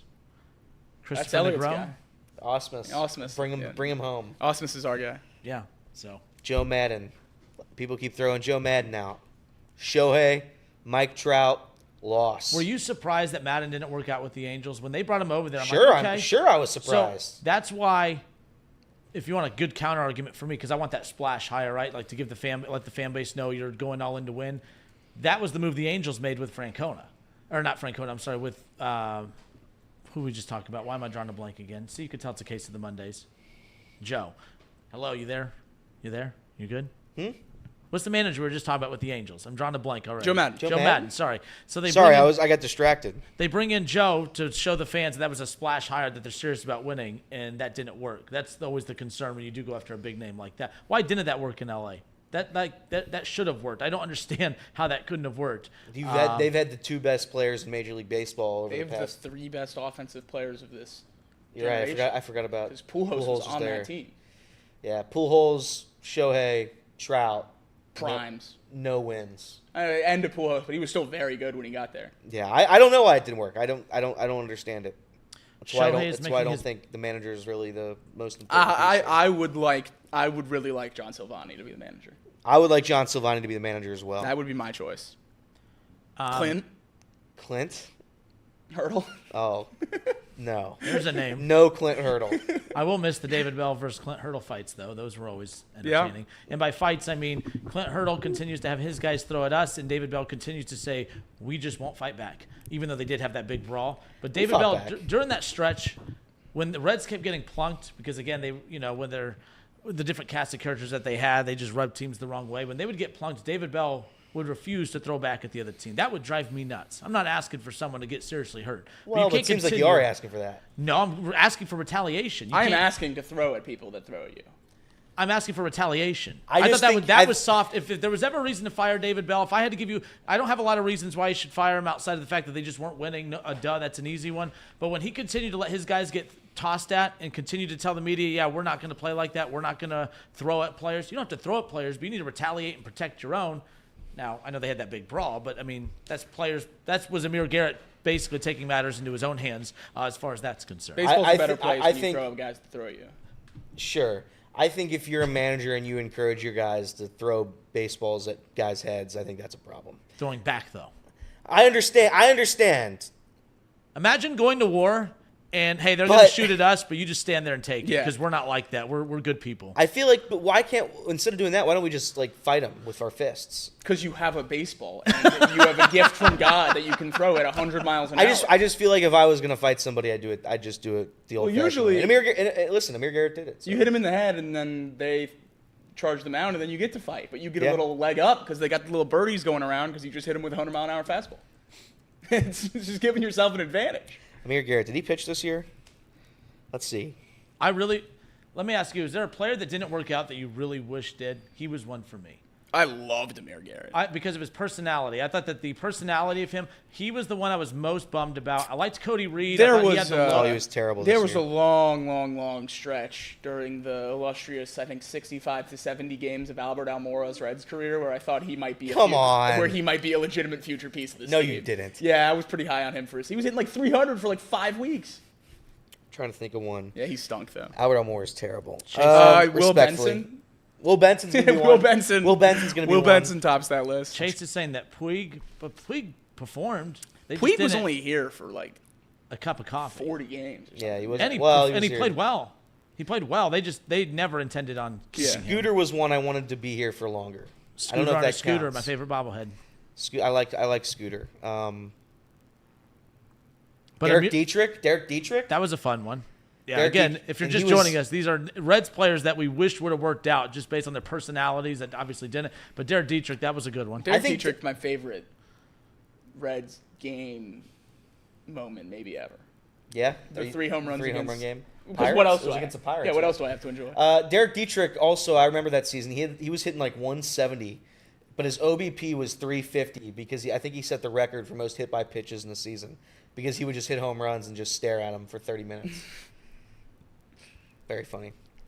Yeah. The biggest one, Matt Kemp. that He one was had, supposed to change everything. Didn't work at all. He was a really good baseball player. He hated us. He hated our guts. Yeah, he did. Kyle Farmer was the best piece that came in that whole thing, right? I love Kyle Farmer Yeah, he dearly. was 100%. He wasn't even the intended trade piece for that. But like that was a splashy trade though. That was like kind of a fun trade. I remember when that was announced. I mean, the Reds were getting Yasiel Puig, and I know that wasn't the main centerpiece that they were building around, but I still liked it.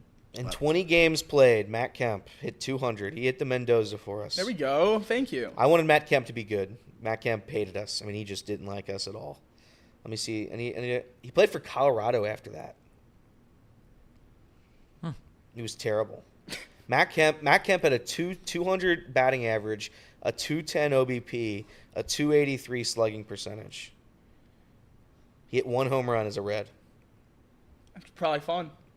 I think it was at Great American Ballpark too. But yeah, that's all I've got. There's only 4 baseball games today, by the way. Wonderful. Thank God. Dialing it down. Yeah, just end it. I mean, I just love that they fired him with 5 games left. Philosophical differences. It got you to this point, but it can't get you through 5 more games. Like, Yeah. but yeah, Giants, Diamondbacks, Mariners, Astros, Red Sox, Blue Jays, and Reed's Cubs and the Phillies. And that's all we Are those got. night games or are they playing during the day? All night. Interesting. All at night. All right, well, that wraps it up for us. I know tonight you have That's Chatterbox right. Bengals, as we talked about. We'll be back at it again tomorrow. Is there anything – you guys have anything coming up after this? Box lunch. Box lunch. Box In a lunch bit, a as little bit. always. Give us a couple minutes. So, a couple minutes, that's what we need, and we'll be back up with you guys here in a few. Thank you for tuning in. This has been Off the Bench presented by United Dairy Farmers. Yeah. Woo!